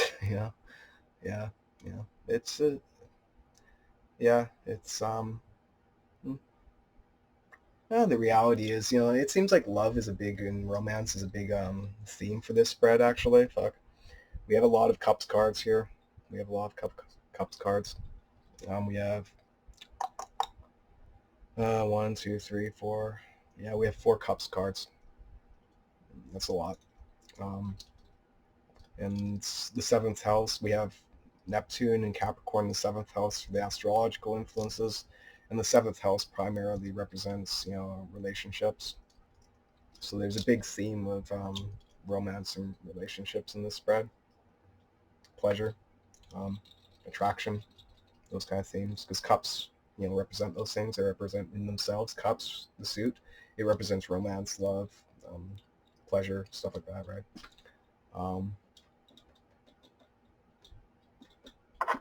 Yeah.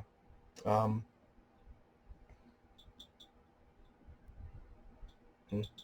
It seems as though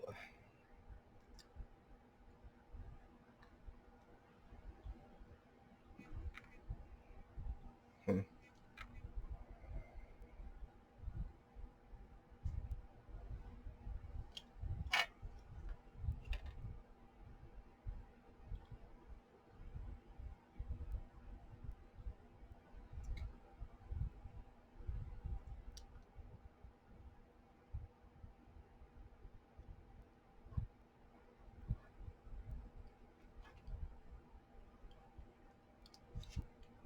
hmm,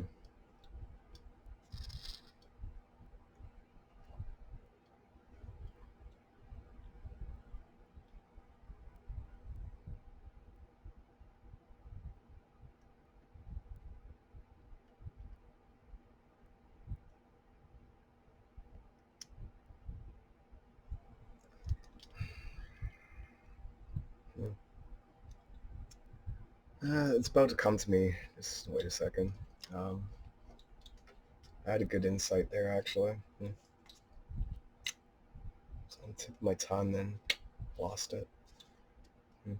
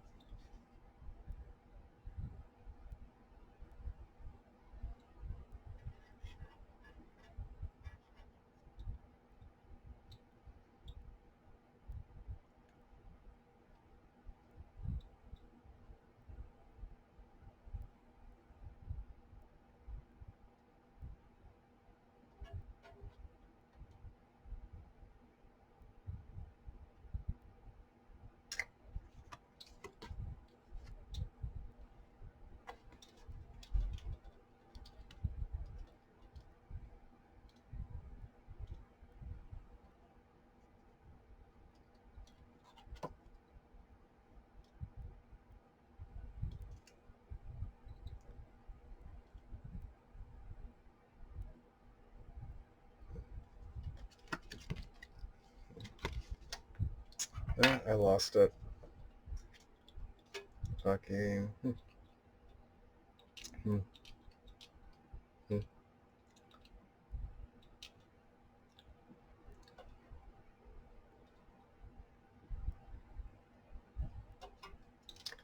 Yeah, there's a strong romance theme this month, or attraction theme, at least. Um,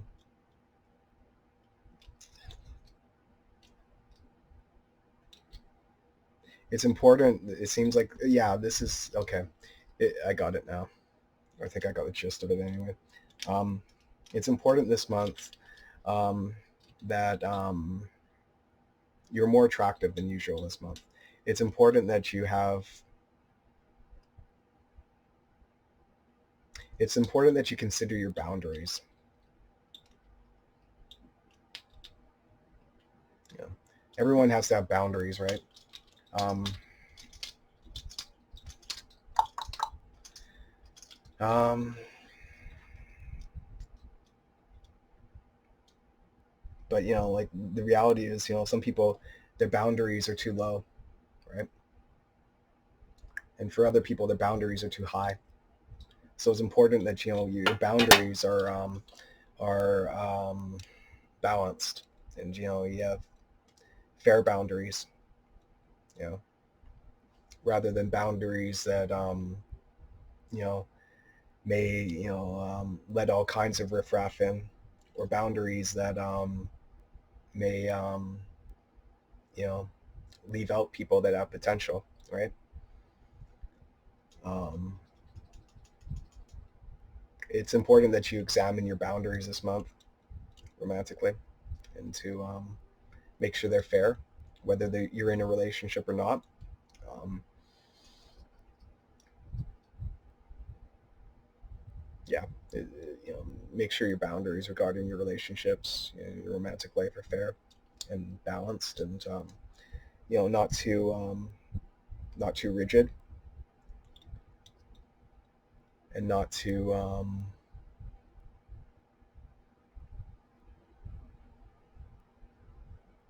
but also not too weak, either, right?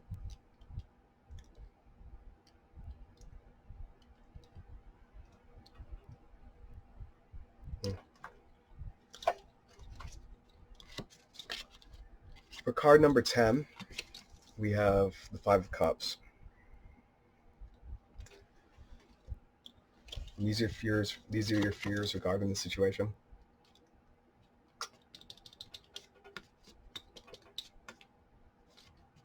Hmm. The Five of Cups.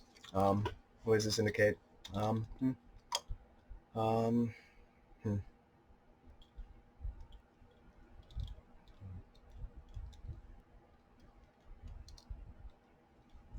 Fan keeps blowing hair on my face. Jesus Christ.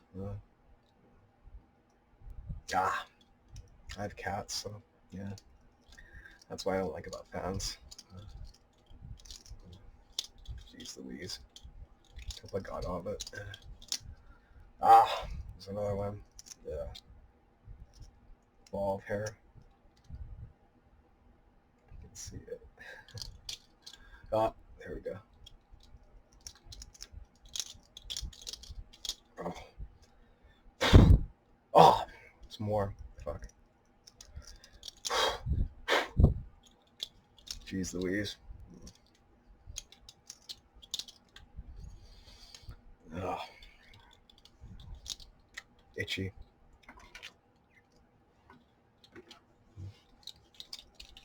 Oh, it's that damn towel too. Cats sleep on my bed. I put the towel on the bed, so.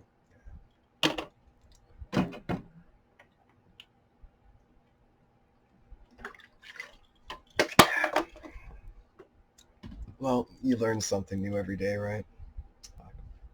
No, I learned that before, but I just forgot about it. Fuck. It's a summertime thing, right? Anyway, fuck it. Anyway, we have the Five of Cups as the your fears regarding the situation.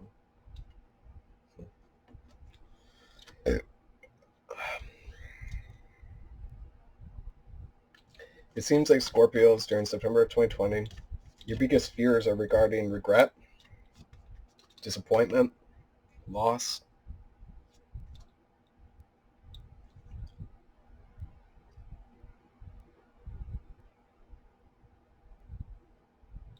and grief. Those are your biggest fears regarding, or your potential biggest fears, Scorpios during September of 2020, are loss, grief, regret, fear of missing out, fear of missing in. That's a thing. I don't know. Fucking, just think of the opposite: fear of missing out, right? Where if you jump in, you get screwed over, right? So it's like um, fear of you're damned if you do, you're damned if you don't. Fear of heartache, fear of disappointment, loss, fear of losing something. These are all possibilities of your fears for September of 2020. Fear of sadness. Yeah. Anyway, for what's it called here? We have the final card, card 11, which is the final outcome, which is the outcome to be expected around the end of September. Scorpios. We have the Two of Swords here for that card. It's not a terrible card. It's not the best card. It's somewhere in between. It's it's not bad. It's just okay. It's just not especially great. Yeah. It's just, but I mean, yeah, there's a certain sense of peace and calmness to it, right? Because if you see this lady, she's, standing right here. Yeah. As you can see, she has her blindfold on, right? And she has her two swords, one sword in each hand. She's sitting down. And if you look at her, she has this, look of calmness and peace on her face, right? And stillness. She's in a meditative state, as you can see.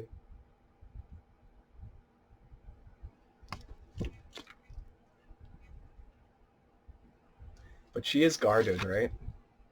She is quite guarded if you look at her. Well, how can you tell? Her arms are crossed over her heart. Her arms are crossed over her heart.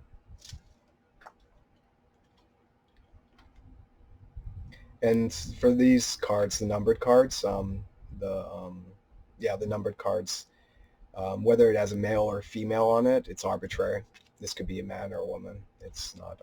It's gender neutral for the numbered cards. The choice of having a female or a male on it is it's relatively arbitrary regarding whether male or female or anything like that. And since this isn't a court card, this is likely representing you. So Scorpios, by the end of September, it seems like you're going to find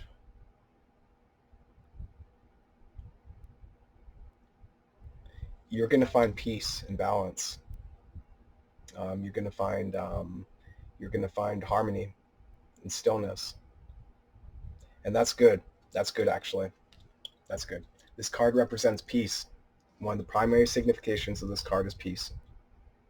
As you can see, she's standing there, and she has a sword in each hand, right?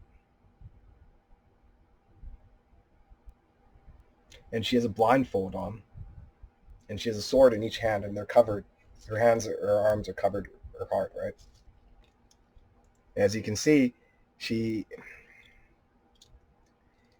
has a blindfold on, so she's not seeing either of the swords. She's not looking at one sword or the other, right?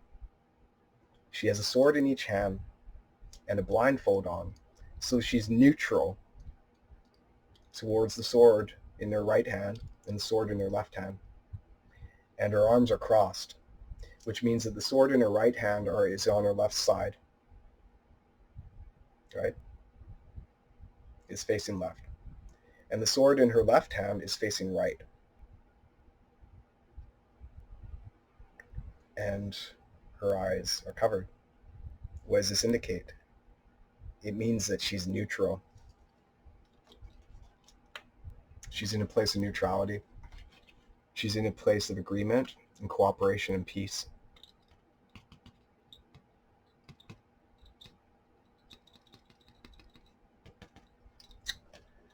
There are conflicts at the earlier on in the month, or debates, or um, competitions. For some of you, uh, those are possible manifestations.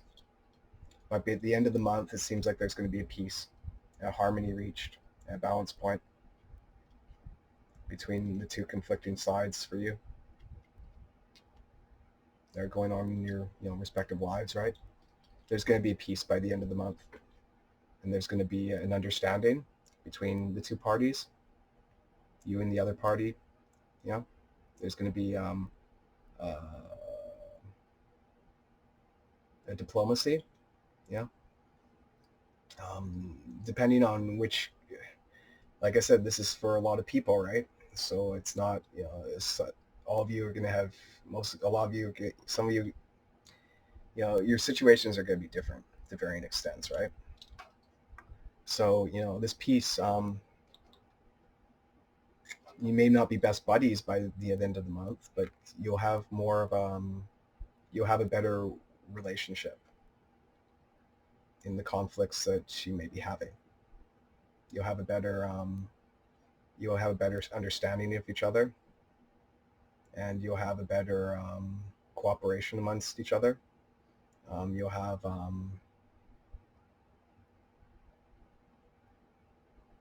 you'll be more neutral towards each other by the end of the month.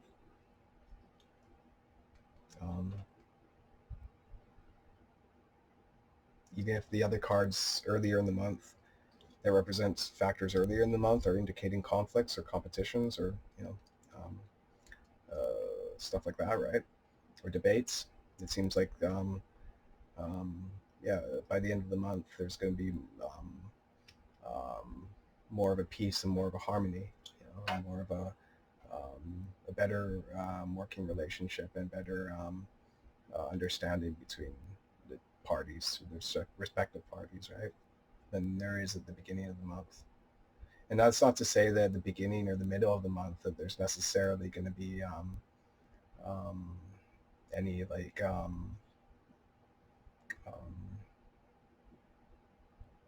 intense drama or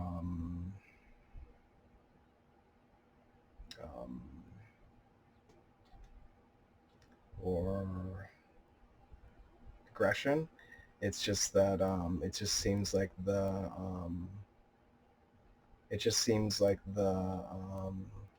over the course of the month that whatever tensions that exist, they're gonna go down by the end of the month.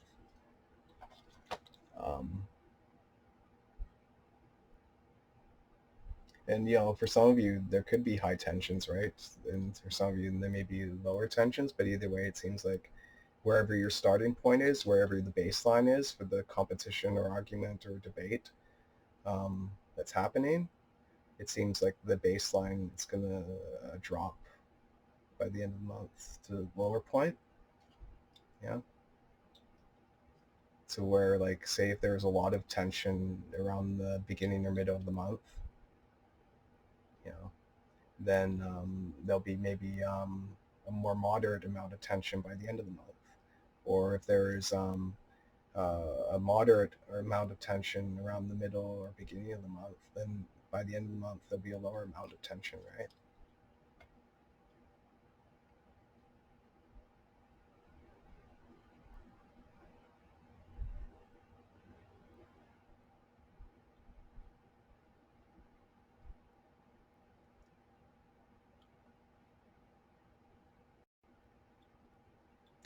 The reality is, like,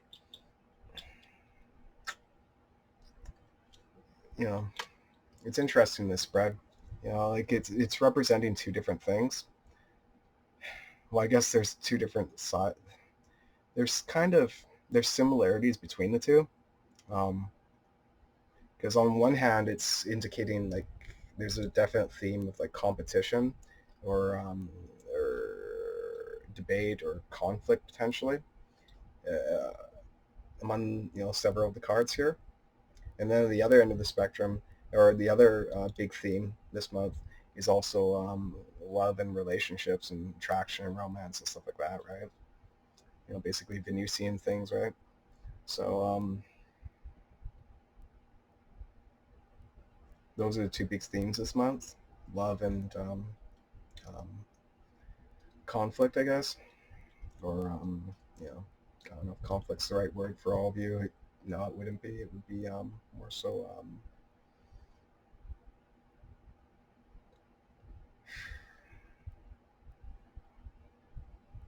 trying to reach an understanding and to have more peace and more and just less drama, right?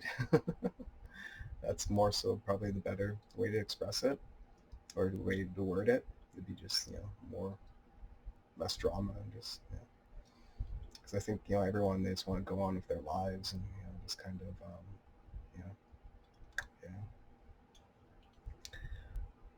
you know in situations like that, most people, they just want to fuck you, and,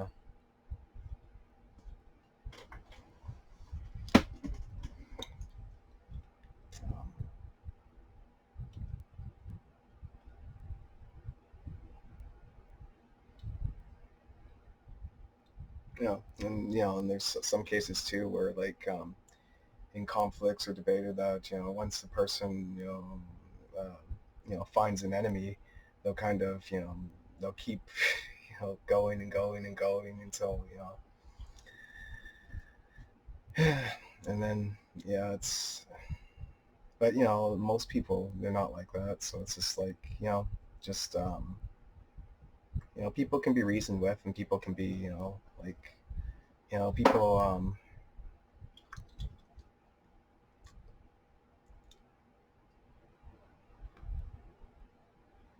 the majority of people, they don't want to spend all their fucking time locked in dramas or petty hassles or shit like that.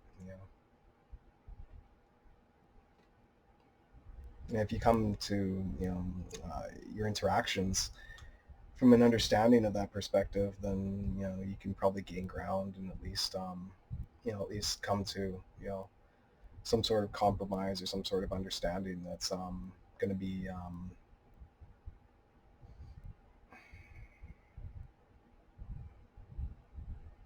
it may not be friendship or anything like that, but at least still be less tense and less annoying. But like with the cards in this spread, like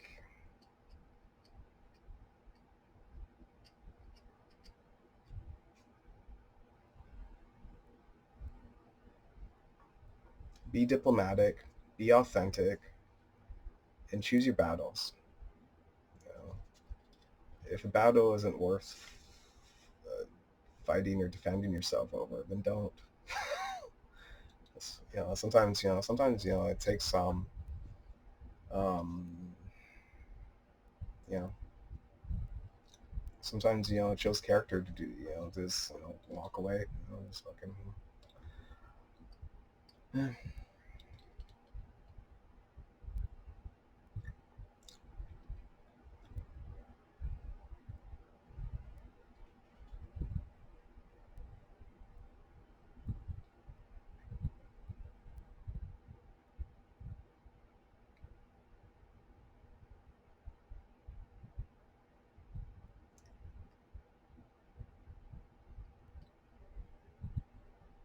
take the high road and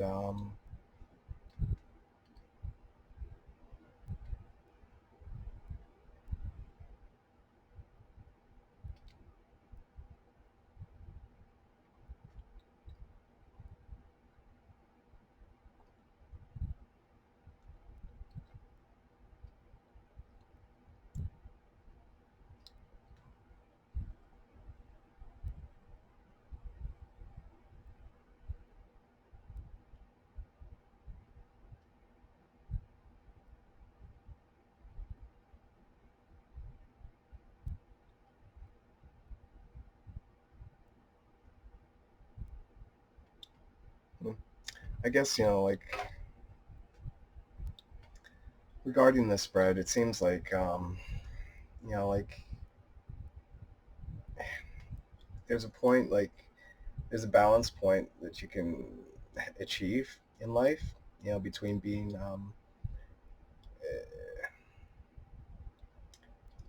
the important thing in life generally, like in regarding like any kind of debate or conflict or anything like that, it's that it's important to be assertive, you know, but aggressiveness is something that should be avoided. An assertive person will stand their ground when they have to, and if they don't have to, there's no point. It's whatever, fuck, you know. But like an assertive person will assert their case. They'll, state what their beliefs are and their position, you know, and they'll assert it in a constructive way, or at least they'll try to, in the most constructive way they can, right? And it's important, rather, this month to be assertive rather than aggressive necessarily, because aggressiveness, like it's not great because it just creates like more drama and more gossip, or more conflict, right? Generally, it's an unhealthy way to deal with aggression, because every person, human being feels aggression. They feel, these instinctual feelings of, um, you know, some people get angry and they get, you know, all that stuff, right? Hate and, anger, resentment, all those things are natural feelings and stuff like that that people feel, right? At certain points. And some people feel them more than others, right? And some people, they've evolved past feeling them too much, but they still feel them anyway, It, but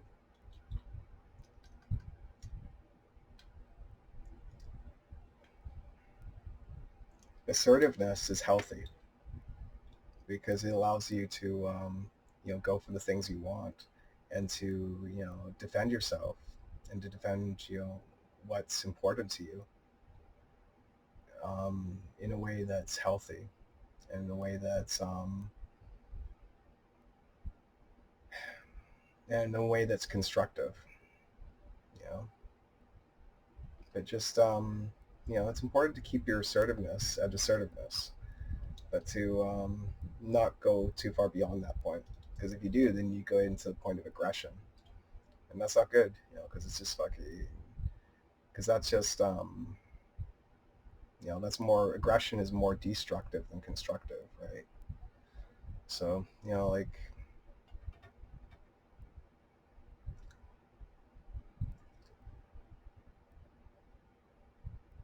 in life, people, like, they want to defend, what's important to them, and they want to um, protect what they care about and all that stuff, right? And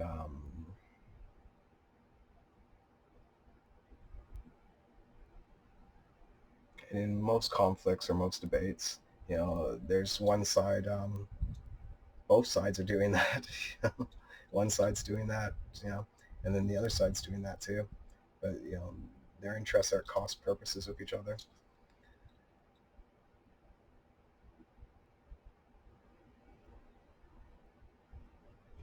So it's just, it's important that you kind of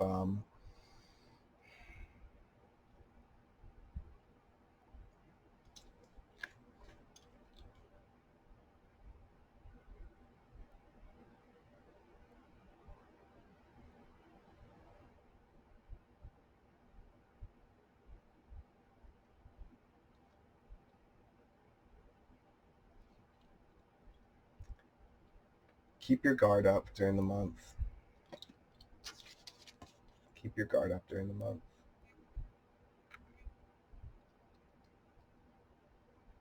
Defend if you have to, but do it in an assertive, constructive way, and you get better results. And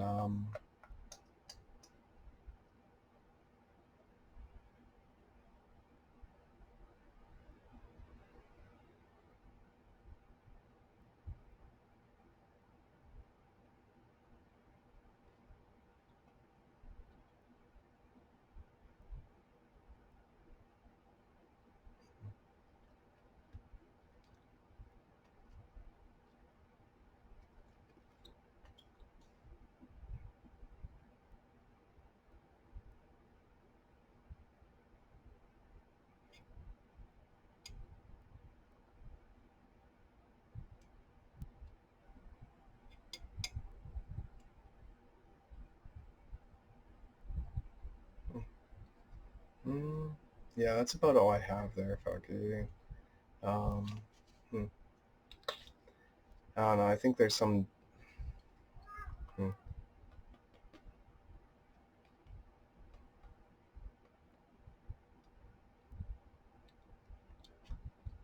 trying to think. Hmm, hmm.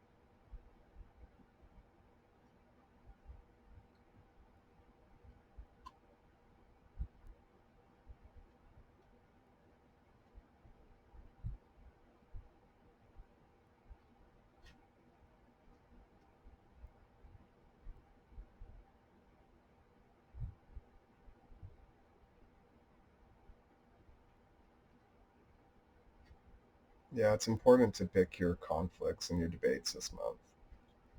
Um, because some you have to fucking some aren't important enough to concern yourself with. You know, at the end of the spectrum, some debates you have to engage yourself in because it's just maybe something was taken from you. Maybe something was done to you that was bad. You know, so but even then, even though you can't, even though necessarily, some of those debates, you, it'd be a bad idea to walk away from, or it'd be a bad idea to, stop debating, right? But even with that being said, like it's important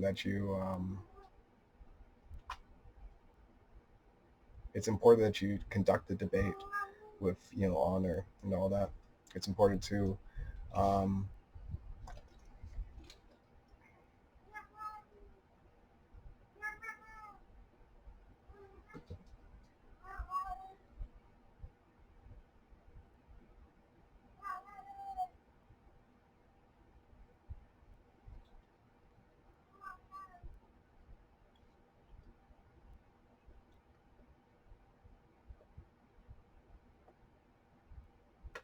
state your case clear, state your case.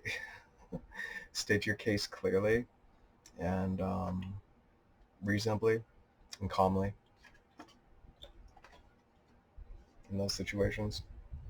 And the situations where there's no point in it, where like nothing was really done to you or nothing was taken from you or anything like that, and it's just not even worth for those Scorpios, then um, what's the point, right? Fucking put your energy into something else. But for the ones where something bad was done to them, just remember to take the high road with it and just kind of just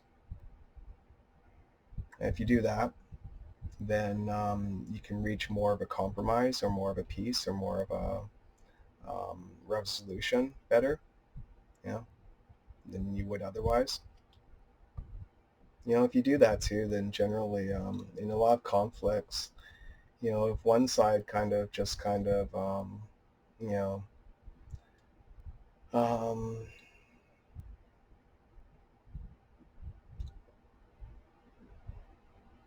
if one side, takes the high road a bit more, without necessarily backing down, without necessarily giving up, then the other side may respond to that too, you know, and the other side may start taking a bit more of the high road too, right?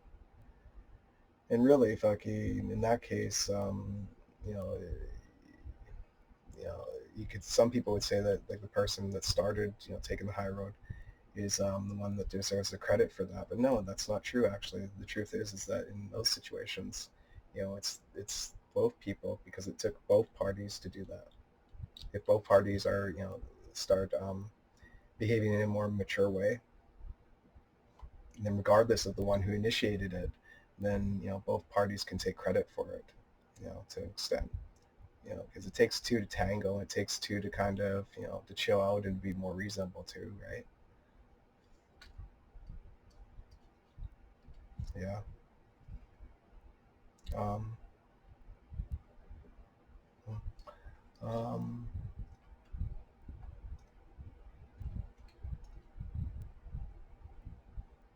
hmm,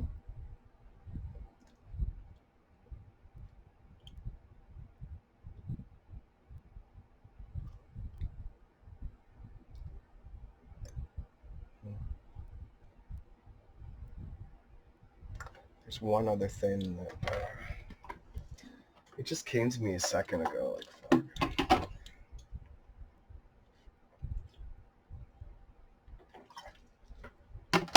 um, and that is that hmm,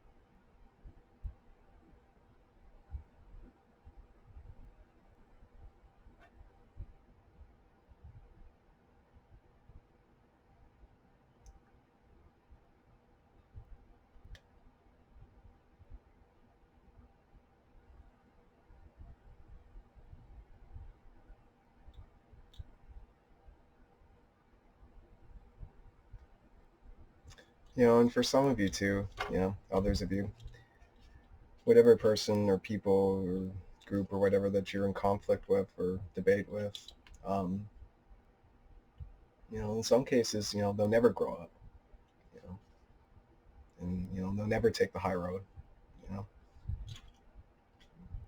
but yeah,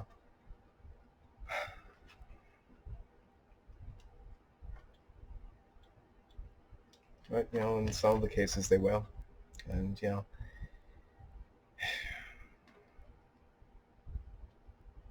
and in some cases, if you take the high road, then, even if the other side doesn't want to, then the other side will kind of be forced to take the high road just by circumstances or people or you know outside influences and stuff like that, um, organizations and all that. Um,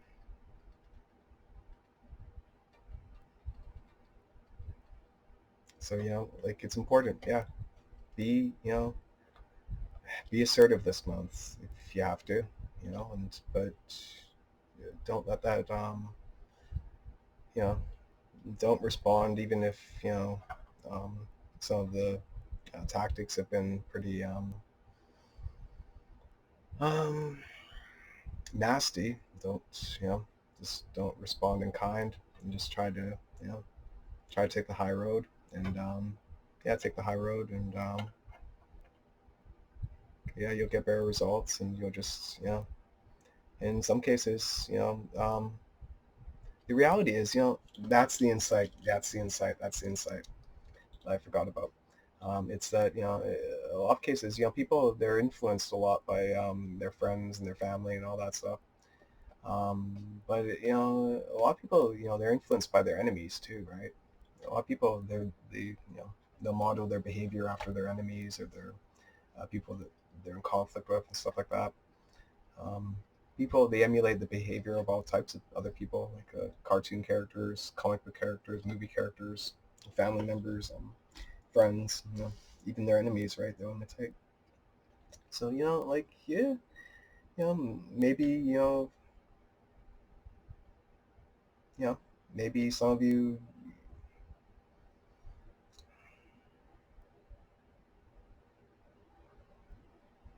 maybe for some of you, your enemies will learn to act in a better way towards you.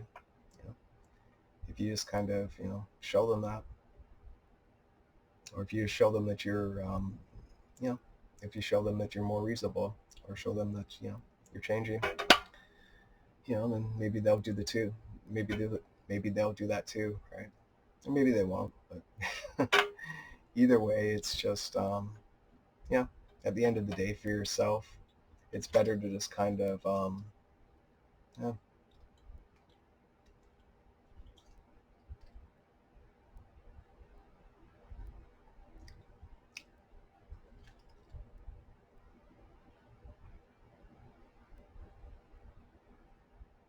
It's better to be fair and to be and even if you're getting shit thrown at you, it may not be a nice. It's um, there are probably better ways to defend against it than throwing shit back, because then it's just about throwing shit at each other, right? yeah, yeah. I don't know. It's interesting reading. It's not a bad one actually. It's interesting month for you guys. Um,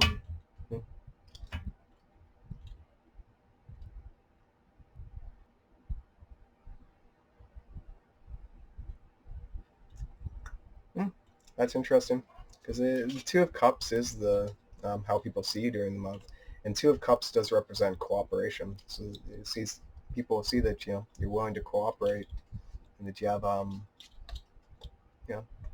you know, there's a that you're willing to um, be more diplomatic and stuff like that. So or be diplomatic anyway. Um, so it's good. So um, yeah, some of you can win over enemies this month. some of you can make enemies into just, rivals maybe. Yeah, that's enemy, rival. Rival's better than enemy, right? And, maybe some of you can turn rivals into people that you're neutral towards.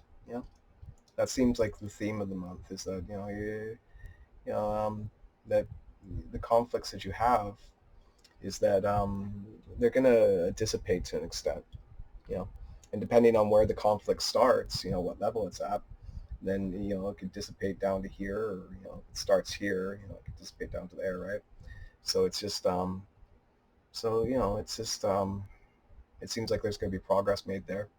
And if you act from, a place of um, authenticity and, assertiveness rather than aggressiveness, and take the high road in that stuff, then, you know, then who knows, the other side may involved for you guys may respond in kind, and they may, and they may and they may be better too, right? They may follow your lead, and and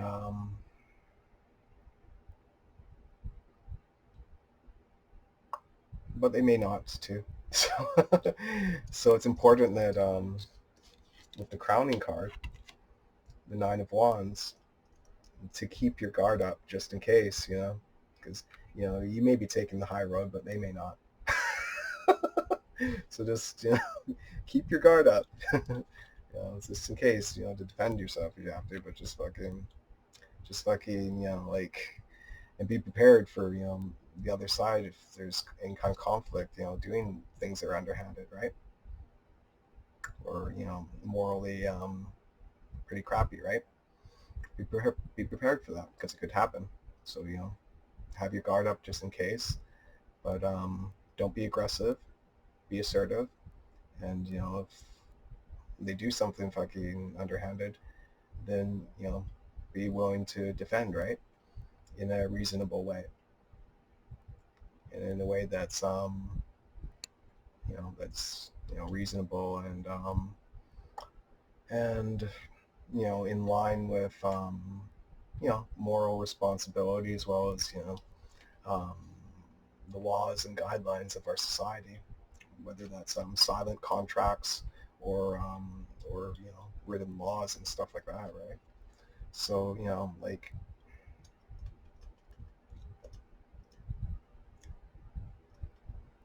yeah, yeah, that's basically it. Um, yeah. For some of you, you may show your the people that you're in conflict with. You may, this you both may, kind of um, follow each other's lead, and kind of, you know, um, uh, be less, um,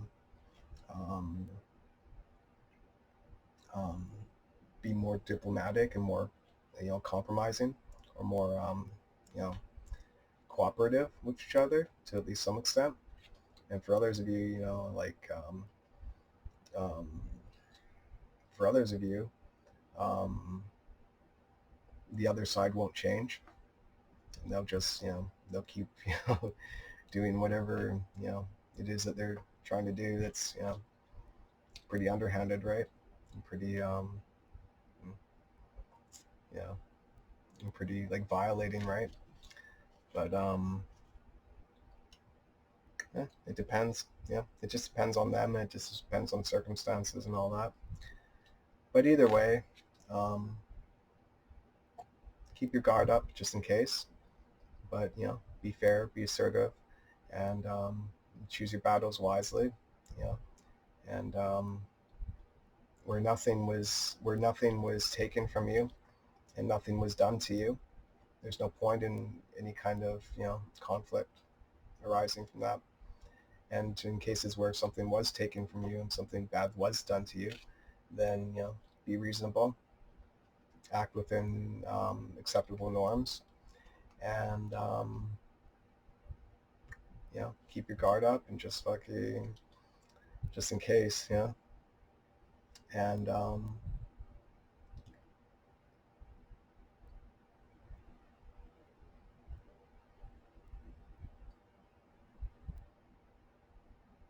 but still, respond from a place of maturity and fairness, and that way, then it seems like either way, regardless of how the other side acts in these situations, in your respective situations, um, and the other side is going to act differently in a lot of cases, right? For, so many different Scorpios out there, right? But regardless of that, it seems like there's going to be more of a peace by the end of the month, or at least more of a um, understanding, and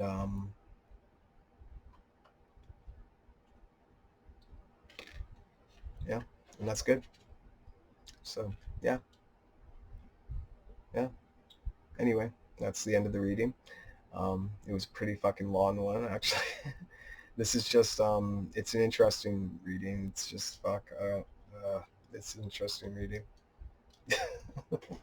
I've done a lot of tarot readings before, but this one's interesting. It's just the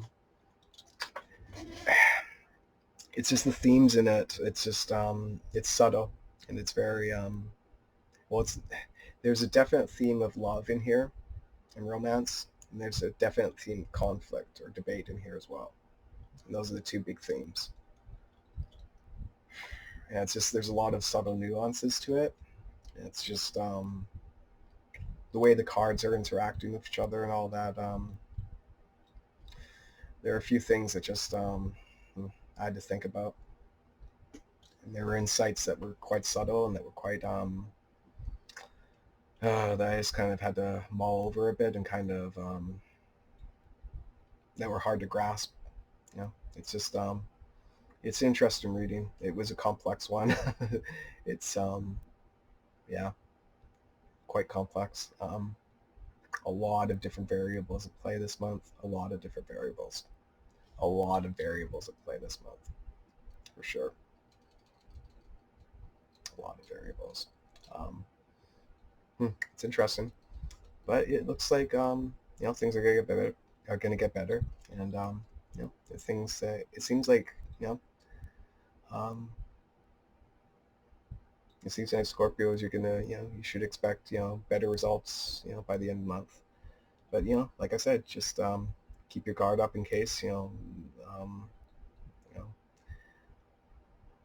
just in case any shit is thrown your way. And if it is, then defend yourself in ways that are reasonable and responsible, and in line with accepted guidelines and all that. And you know if you do that, then you know then things will turn out better, and at least by the end of the month you'll have a better understanding with whoever you may be in conflict with. Presently, if there is anyone. And also the love stuff. Yeah. Two of Swords. By the end of the month with love, it seems like you could still have your guard up. With the Two of Swords is the final card. Um,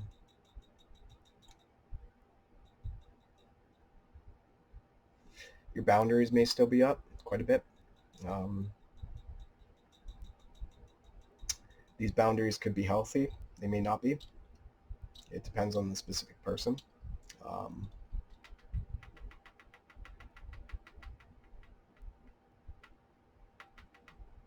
by the end of the month, it seems like you could have two choices for love, two main choices, and you may be having a hard time choosing between the two, for some of you. Hmm.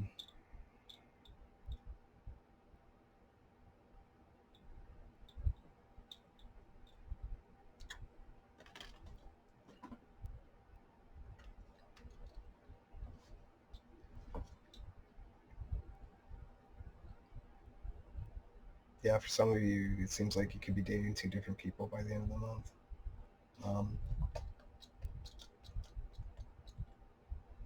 And you're not sure which one to kind of go to, or which one to kind of, yeah, you're not sure which one is which, or which one is more, um, more, um, more worthwhile, right? Yeah, it's a good month for love though, and romance. It's yeah, yeah. Remember, like I said earlier, um, you're gonna have more admirers this month, whether you're in a relationship or you're not. And there's if you're in a relationship, then it's more so. If you're in a relationship, then you'll be better this month. You'll be better, and you have more cooperation, and more harmony in it, and it's yeah, and there can be greater understanding between the two of you, by the end of the month. And if you're not presently dating anyone, then you have a lot of options, and you'll have more options, and you can, but if you want to explore those, then you're gonna have to let your guard down somewhat, at least somewhat. Yeah. And like I said, you're going to want to maintain that, have that balance point between quantity and quality. Like I said, it's pretty unhealthy for a person to date this person, that person, that person, this person, this person, right? All these random people, right? And on the other end of the spectrum, it's not that healthy either to hold out and to just kind of like hold out for some perfect fantasy that it will never come, maybe, right? It's just like there's a balance point where it's like quality and quantity, right? Where maybe um, you give people a chance to more of a chance, but you don't but at the same time you're not opening the floodgates so that fucking every Tom, Dick, and Harry, or every fucking Gina, Tina, and Tammy, I don't know, can get in, right? Yeah.